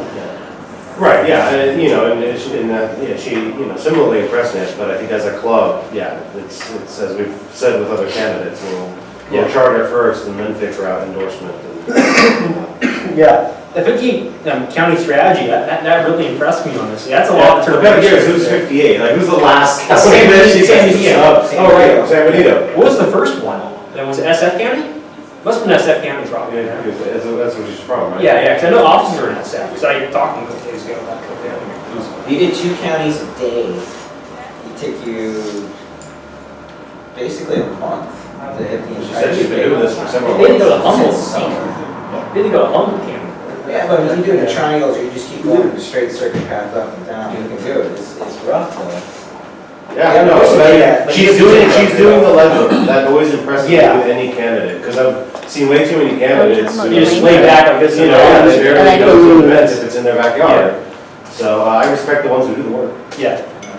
I like that she got the Jimmy endorsement on us. Yeah. I trust Jimmy. But, and Jimmy, you know, I mean, sure, the Kamala Harris endorsement is certainly more impressive, but Jimmy's impressive too, just because oftentimes at certain levels of higher office, especially, you know, a congressman has to run for re-election every single year. For any person, for any congress member to do an endorsement, you know, that doesn't necessarily, you know, where they potentially risk alienating people, like that takes guts, and it's usually done for a good reason. So, Yeah, I take note of that.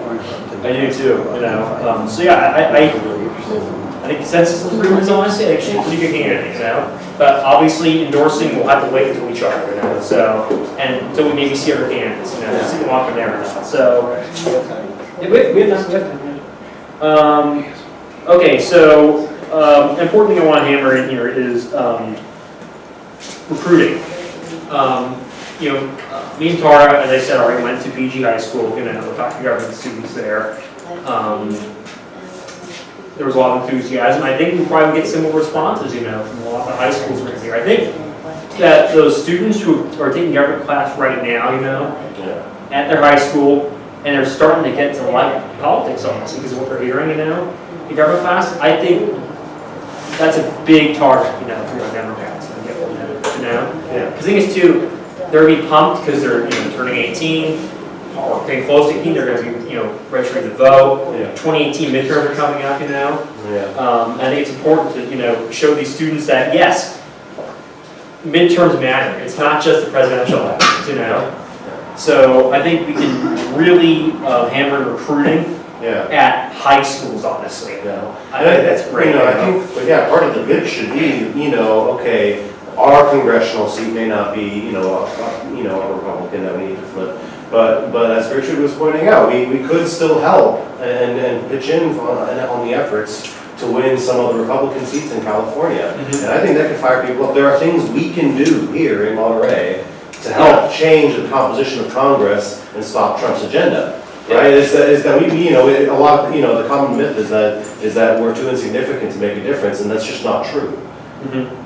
Yeah, I mean, the thing is, right now, like you know, obviously, Roy Moore is an extremely good candidate in Alabama, but the fact we broke into Alabama, honestly, with a Senate candidate is amazing. Well, that was done with help from all over the country. Right? And then we went in Virginia, obviously the one in New Jersey was big, taking that seat back with Chris Christie, you know.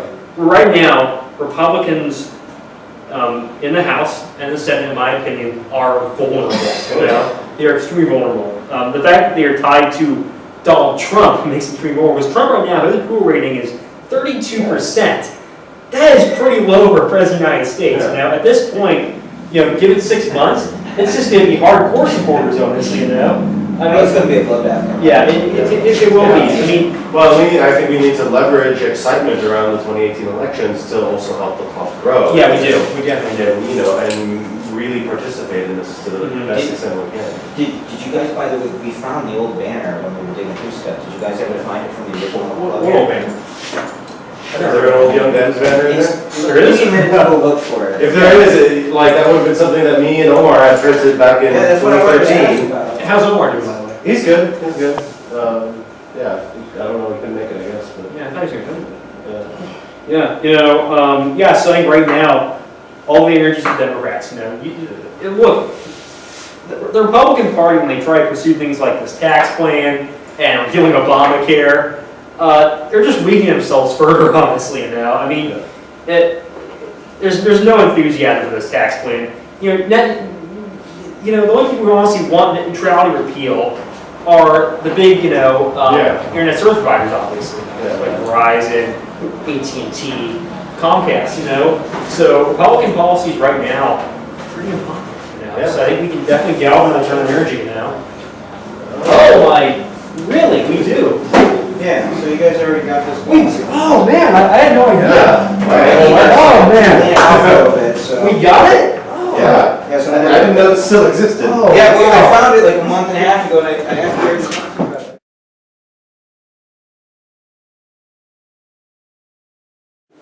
Yeah, we gotta get that, we gotta get the ball rolling on that, you know? Have you guys- And we already have, so. Have you gone to CSULP? We haven't, I know MPC, we done improvement there. I've done improvement at PG High School. There's a flyer up in PG High School right now in the government class with like a little barcode too, you know, to scan, you know, if they want to get more information from the club. Okay. So, I think most of our Navatar I think we'll towards go during campaign. MPC and Super High School, a couple of our local schools too. But we gotta expand, so. Yes, Richard. I wanted to, this is kind of like an individual invitation. Since we are not charter yet, do we have like a plan in the meantime to like sort of do our own work individually for candidates? If we want to like invite people, we don't have to invite people in the capacity of, oh, we're with the audience and we're with this person, but it Yeah. could be sort of just like, hey, I want to do this thing for this campaign. You want to help me for people? Like how do we get approved? Because it's kind of like stifling if we're not going to be able to do anything officially until then. Well, maybe we should have, like, at the top of every meeting, like, an announcements section, you know, along with introductions. Yeah. Right, like, yeah, because I think, you know, we each have a thing going on, like, I know, Ryan, you've been helping out with John Wizard quite a bit, right? Like, I'm helping out with Deneen Gus, who's running for Monterey County Superintendent of Schools, so we do all have those individual, like, sort of projects and things we're involved with, and you're right, that there should, you know, we should have an opportunity at these meetings to, like, announce that, even if we're not making an effort on it officially as a club yet, right? Yeah. So, Yeah, that's obviously one thing to keep in mind. I'll consider, you know, possible idea of, you know, putting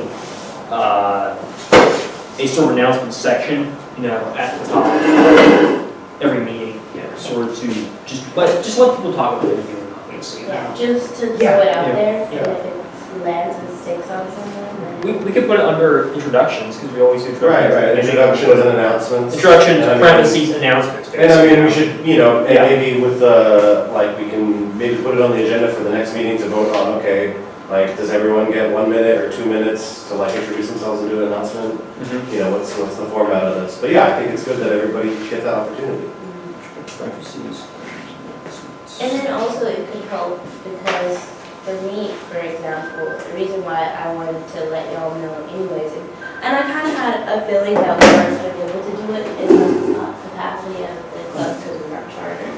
But the reason why I figured out is because right now, I don't have a place where I could be like, hey, come and we're gonna do phone banking for this person or whatever. But I honestly would like to challenge us to every month for next year to do at least 5 hours working on a campaign. Yeah, we look into that, you know? Yeah. Yeah, I think we should probably hold on that one until we get charter, obviously. No, Well, I I'm mean- talking about, I'm not talking about like every personal, like, okay, yeah, just Yeah, okay, yeah. I spend at least 50 hours a month, Yeah. you know, so yeah. Yeah. But to share what we're doing Yeah. and see who else wants to pitch in, sure. But yeah, I think, and yeah, I think it'd be great if everybody in the club made a commitment to volunteer at least 5 hours a month. But, you know, I know plenty of us already do at least that much. Yeah. So. Yeah, There's some stuff in the works for that. so. there is a lot of stuff. January's gonna be an impressive time. It will be, and I know she, actually Tara wanted me to ask guys about this. She wants to maybe possibly look into doing a voter regiment of some kind, you know, in January. Now, I know I said February, obviously, for MPC, and I think we should hold off until February, you know, for MPC. But I think we should look into maybe doing our voter regiment, you know, at some point in January. TBD, you know, where it's going to be, and what date, you know, what time. But just a sort of a sense of the room here. How many guys would be open to possibly doing a voter regiment of some kind in January? Sure. Sure. Okay. And she also wanted me to mention too that she wants to do some voter reg training, you know, before, like here at the headquarters, you know, just if people haven't done it before, to sort of show them how to. You know. It takes like 5-10 Yeah. minutes to go through it. It's Yeah. not that difficult, and I mean, you can make it more complex if you want. There are web services that Yeah, I can think- actually track it. We can also do like a training show. Just the out there. process of filling out the form, sure, doesn't take long, it's Yeah. not rocket science. But I think there's value in training people Yeah. on how to effectively solicit someone to register. Because often, if all you say is, oh, are you registered to vote, or would you like to register to vote, people just say, no, thanks. Well, Well, there that's- actually, There's a So bit more there's strategies to like, okay, how do you get people like, you know, make sure you registered at your current address, like you were saying earlier, right? That's an important line, because a lot of people think, oh, I'm registered to vote, when in fact they registered years ago at a different address. And Yeah. so, do you know, I ask people when I'm registering them to vote, do you want a mail-in ballot or not? And do you know if you're signed up for one? A lot of people don't know whether or not they're signed up to vote by mail, and then they decide, oh, yeah, one way or another would be more convenient for me. Hey, no harm, re-register real quick, only takes a minute, and you make sure you get your preference. So I almost like making the goal, not just registering new voters, but even re-registering old ones. Yes. To make sure that outdated addresses and vote by mail status is all up to date. so I wanted to say, who is going to be the person from the Dims to get training through the county? Because that's what you have to do in order to be able to. Well, Natara's already received it, right? Yeah, she has. And I've received that training previously. So. I have too, and so, and it provides very good information, especially including, and I think we haven't mentioned this, even though it's not a huge population, but there are homeless people, you know, and a lot of times people don't know how to register homeless people, and homeless people think that just because they're displaced, they are not eligible for registration. And so- I've been pushing that actually, yeah, because if you do have a legal description, then you kind of legitimize your I live place. under this bridge at this location, et cetera, Mhm. you know, and we need to know how to do that, and it's good to have Natara do that. And she can definitely help us, but I honestly think that it'll be beneficial if we have the capacity ourselves to go and get the training ourselves, even if it was a couple years ago, because I did it a couple years ago, and I'm thinking of updating it, because Right. there could be new things, you know. For example, I know at the voter registry down there at Farmers Market, there were 2 people who registered, and one of them registered as they moved from like Connecticut, and then one was registered as they moved from New Jersey. So I think people who move here, you know, too, it's important to get people obviously who haven't registered. Yeah, it makes me think like, you know, honestly, and this is probably a non-traditional venue, especially for Democrats, but there's a lot of young military students, right? Either at the Defense Language Institute or the Naval Postgraduate School. Many of them under 35, and actually many of them you know, maybe not super progressive, but still Democrats are still reasonably Yeah. liberal because they're young and intelligent, frankly. And, well, anyway, I won't get into. Yeah. Well, I was about to say, shots fired on the garbage off. I tried to Yeah. solicit people, I've tried to solicit young people who are service members, when it comes to, supporting measures or to, if anything surrounding, enfranchisement. And they're like, oh, we're not allowed to talk about that. And I'm like, you're lying, but it's okay, you could say, it's better to just say, hey, I'm not that political, I don't want to talk about that, than Right, to yeah. lie and say, we're not allowed to talk. It's an Especially when excuse. you're not even in uniform, like, Right. what are you doing? Right, You're but not well, on the team. many of these areas of Not people move necessarily here from out of right. state and need help. They just may have the spooks, because a lot of them. Yeah. No, you're not allowed to talk about anything political when you're in uniform, because it could be seen as being, speaking for the government. But when you're in you're not even in you're not even in military PT gear. You're just in regular plain civilian clothes, and you're telling me, oh, I'm not allowed to talk about that. I don't know any reason why. Known as the Hatch Act. Huh? It's known as the Hatch Act. What's that? Basically, if you're in the service, if you're actively serving, or if you're technically a federal employee, you're not supposed to have a political opinion that you put out there.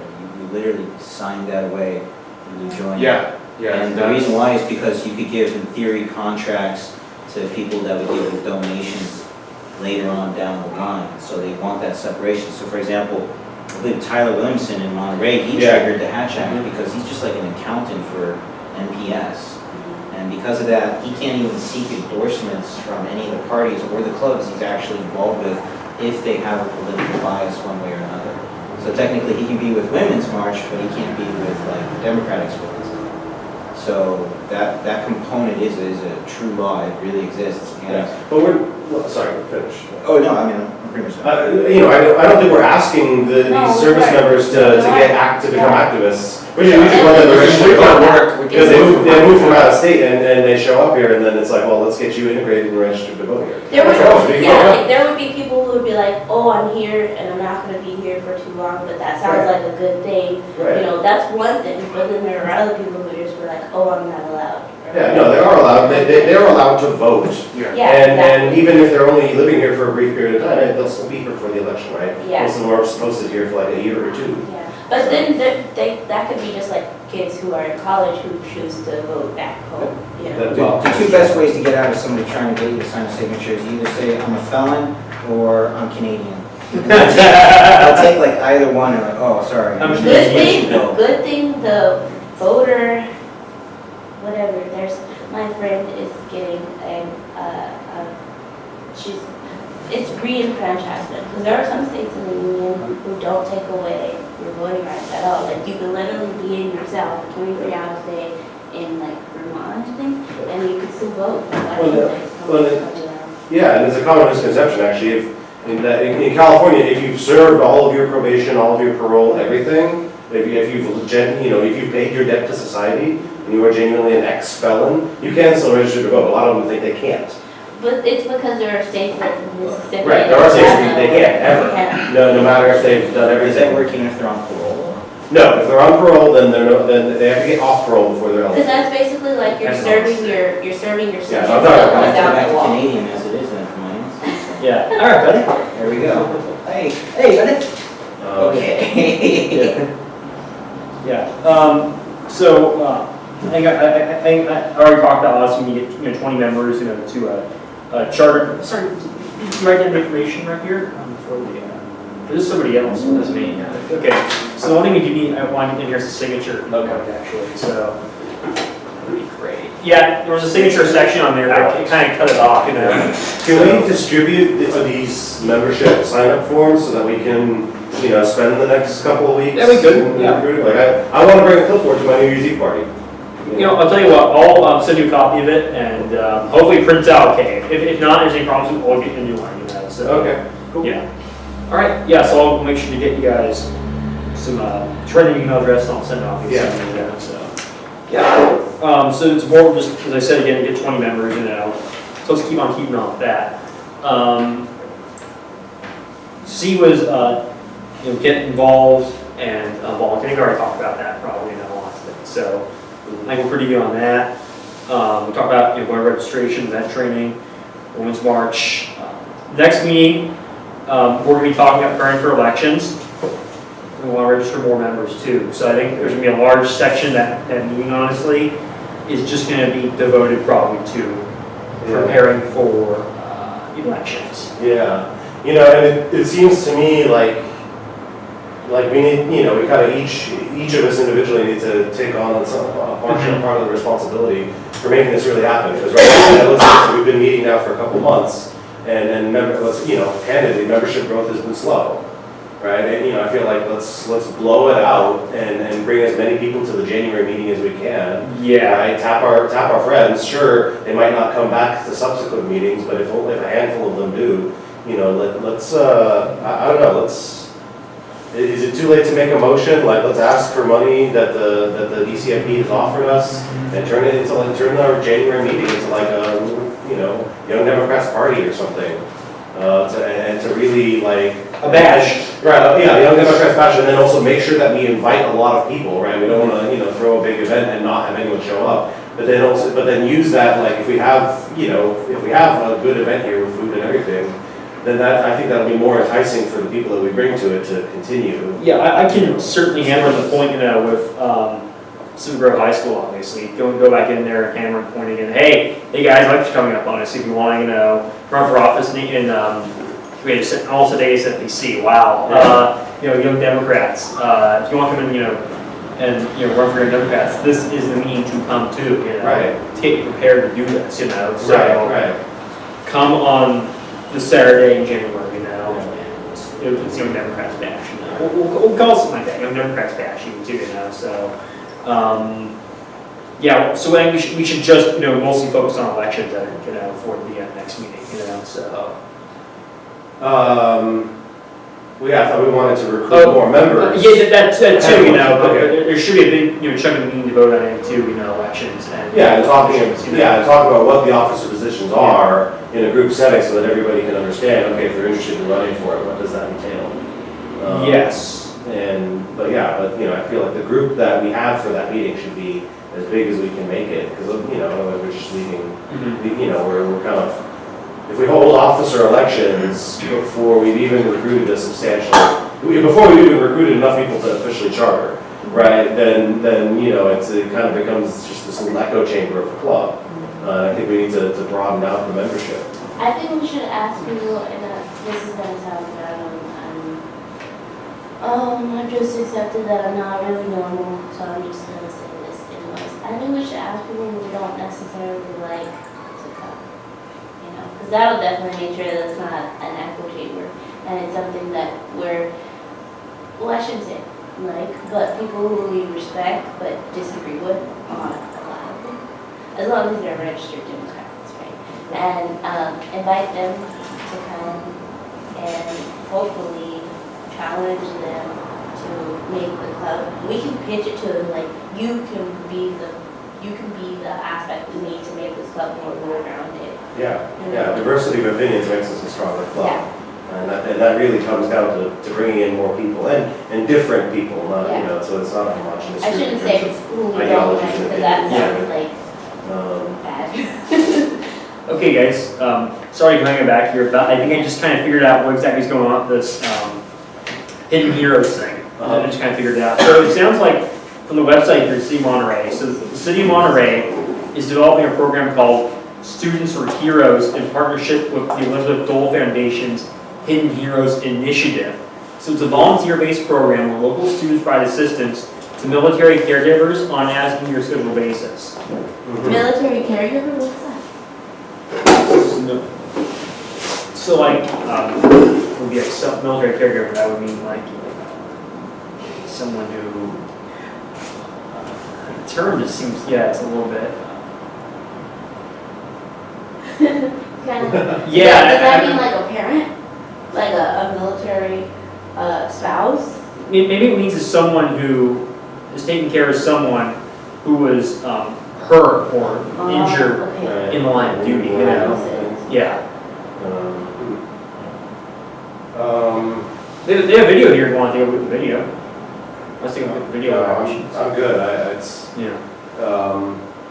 I mean, I think it would be great to participate in something like that. I think it would be. At the same time, are we diverting, with our limited, like, human resources, right? Our Yes. limited time as a small club that, I'd love to do it, but are we putting the cart before the horse, similar to the way we are with trying to jump in on campaigns already? Yeah, I'll investigate more, and I'll sort of send an email saying what I can sort of, feel like, what exactly is happening here, to you guys, basically, so I'll investigate more, I guess. Okay. Yeah, and we'll talk about more in the next meeting.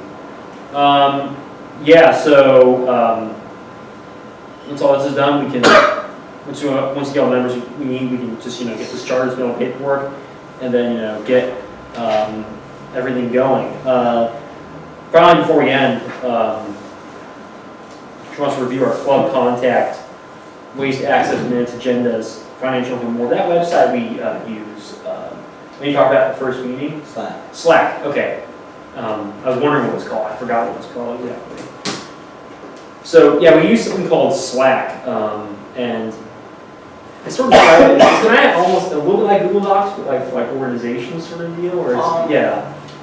You guys already have a channel, the regular Democratic Yeah, we do. Slack, and you actually can drop in Google Drive documents and work with them from there. Mm-hmm. And so it's a way for you to coordinate and touch base with people in a private network.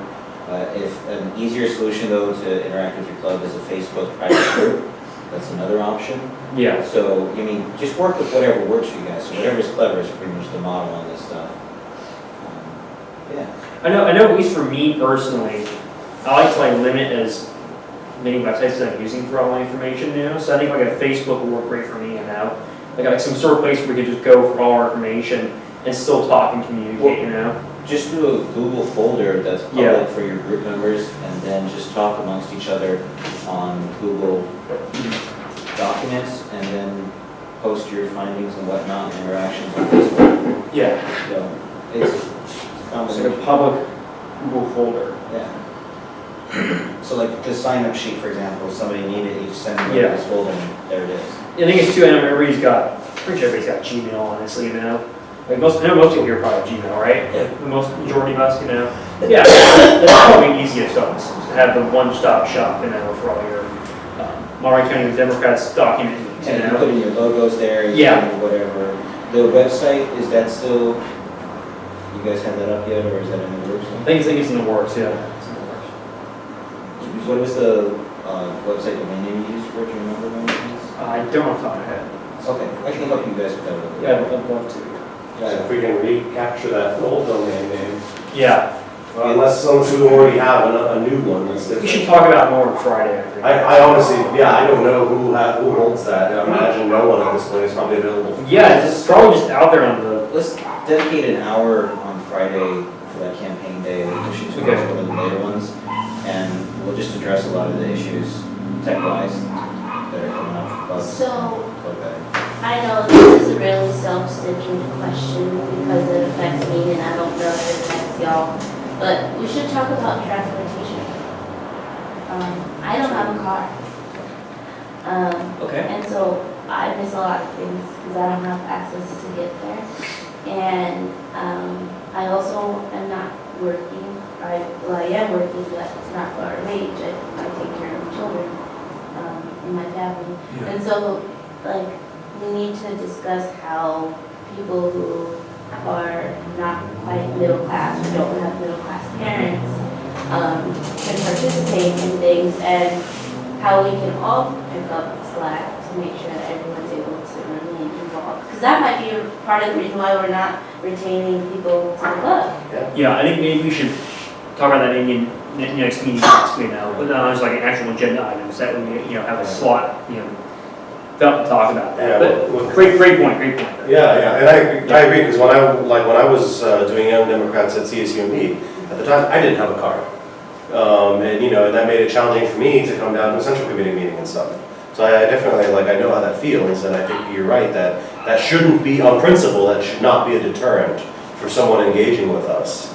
And it seems to me like, at least the first solution that pops in my mind is let's use our Slack channel or our Facebook or whatever it is, and then, you know, in comments or in the Slack channel, we can coordinate things like carpools, right? You know, like, I'd be happy, like, I live in Marina, I'd be happy to bring any other young Democrats from Marina to these meetings. There's actually a setup for that already. There's an events carpools channel. Yeah. So if somebody is going to an event or is looking for a carpool ride, post it in there that you'd either be willing to come from your city or you're looking for one, and hopefully somebody responds.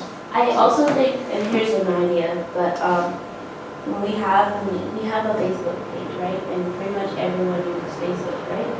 So I also think, because I don't check Slack as much because it's contingent upon me having access to, like, I can't download the Slack app on this phone. It's no bomb phone. But if we post it in an event on the page, like we created an event that says January Monterey County Young Democratic Club, and then someone makes a post that says, here, post here. They already do make pages for that. I mean, if you go into the discussion section, you can say like, anybody pick me up? Yeah, that's what I'm saying. That's what I'm saying, that we should do that more, because I don't think that I've seen that. I've done that. I did that one time, and then Kayla messaged me and was like, hey, I picked it up. Right, and then we came together, I think, in October. But other than that, I haven't seen anyone in there asking for rides. Yeah, and I think we need to, you know, to maybe bring up in the next couple of meetings, especially as we recruit new people, make sure that new people we recruit are aware of this resource and make use of it. Because if nobody uses it as a resource, then it's, you know, then why do we even have it? Yeah, because, and the reason why tell me what your name again? Ryan? Ryan, okay. And the reason why I said not just in discussion for the page, because on the page, if you put it in the discussion, people aren't going to get the notification. But if you put it in the event on the discussion, they will get the notification. Well, that depends on their settings. Really? Like sometimes there are days when I'm busy, I set up Slack to not send me any notifications. Other days I send it up, So that's kind of on a case by case basis. We can't control that. Right, well, and unless somebody actually presses interested or going, and they're not gonna be in on that loop either. Yeah. Well, I've noticed that whenever I get invited to events, even if I don't press interested or respond to it at all, I get notifications. So that's why I thought that everyone gets them by default, unless you change that. I think it depends on a person's individual Slack settings or their individual Facebook notification settings. Okay. So, I think the best we can do is have the resource, make sure people are aware of it, and hopefully as we build membership and awareness of the resource, that people using it grows. So I think that's probably about it from today's meeting, guys. I think it went pretty well. It was great to have Donnie come down here and talk. So, next meeting will be in January of 2018. So 2018, guys. 2018. Do we have a date yet? Next year? Gosh, a whole year. The last one. Yeah. I already put that down too. There could be 5 Saturdays in January. 27. I think we've been doing third Saturdays. Oh, for the because last of the 27th. Yeah. Oh, wait. So does that mean that the meeting will be after the Women's March? Yeah. Would the next The next meeting would be, in fact, actually, the next meeting would be, if it's on the third Saturday, it would be on Women's March. If it's on the fourth Saturday, Oh, it would it be? would be after. Oh. The Women's March is the 20th, so if we Do can, you guys want to just bump your meeting up in the new year by a week? yeah, make it like The 13th. second Saturday of the Yeah, month, the January. first Saturday of the month? 1 second. Actually, I have here in the notes. Because if you're going to plan for that, honestly, first Saturday of the month would actually give you at least 2 weeks to get ready for that. Yeah. Everybody's going to be riled to go right after when the new year starts. That's It's gonna be true. Huge numbers. Yeah, 1 second. Let me just reload here. I have written down here my notes. So. And school starts after Martin Luther King, I think, as well. I think it depends from school to school. Because like CCMB doesn't start until the 22nd, which is 2 days after the Women's March. Yeah, 4th Saturday, January, guys. 4th? 4th to the 27th. Okay. And So we're good. We're since good. we're looking at the We're- calendar, can we make sure It's that, afterwards. So. can we make sure that it's not going to interfere with the convention in February? Yeah. Yeah. That's a very good point. It will, I think. Just go Yeah, 24th, that's, so yeah, we'll have a conflict for February, especially if we want to go to convention, which we should. Yeah, because if people are gonna be there anyways, we could just have like a before you couldn't be there. I don't know, maybe. Just throwing wild ideas out there, to see which ones stick. No, you raise a really good point. And ride sharing all the way up there could actually be a lot of fun. Yeah, we should I definitely plan definitely to, we should plan to make the February meeting the third or second weekend. I just want to mention. No, seriously, that's whole one of person those thing things. really quick, and you guys can be doing. Yeah, whole the person personal thing. thing. Because The probably personal most of thing you, was since like- you're the ones here, and I know a lot more people usually come, have already done this. But being a whole person who does Facebook, and so like I've been sending stuff out, like I'm not even supposed to be on there, right? Because I'm not a young Democrat, but I just send it out to get, like, tell people to like the page because it generates it to pop up, you know? So, but one of the things I was telling Natalia, I'm Natalia's mom. Hi, you guys. And sorry, she said I could come today, I was curious to hear, and, but all I was gonna say is, you know, any of you who are on that Facebook page, once you join it, you can invite anybody who's your friend in Facebook. So now you guys. Instantly add them, You yes. probably don't know that, but I'm not sure like other people who come to this meeting do. Right? And it would really help, because then each of you don't have to friend everybody else's friends, but you're gonna build up by inviting them. And then remember when these events happen to also add them because it's open to that. And the other thing I wanted to say about membership is I've been educated by all of what you're doing about the whole register at age 16. Is next spring to consider, and I know you're started to go to high schools, I know Natari's gone to some, and, you know, but continue on that route because, you know, those kids, they want something to do and it's very interesting for them to get involved.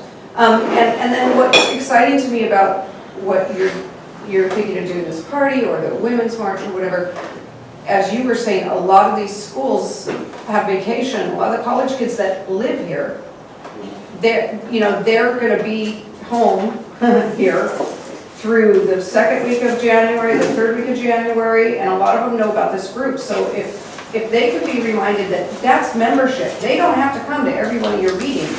So like, what you were saying is brilliant, because you can get your friends to sign up and be members. That doesn't mean they have to attend every one of these meetings, and it would build your membership, and a lot of them are home right now. So I know Nataria's also been thinking about that, and I'm just reminding you, a lot of them are here like into the second and third week of January, and maybe they could then, so it's just to keep that in mind, they don't all have to live here, they don't all have to come to every meeting. Exactly, yeah. Plus, a lot of you will be moving on to other locations, and how great to still be involved in it. I got 6 months on right.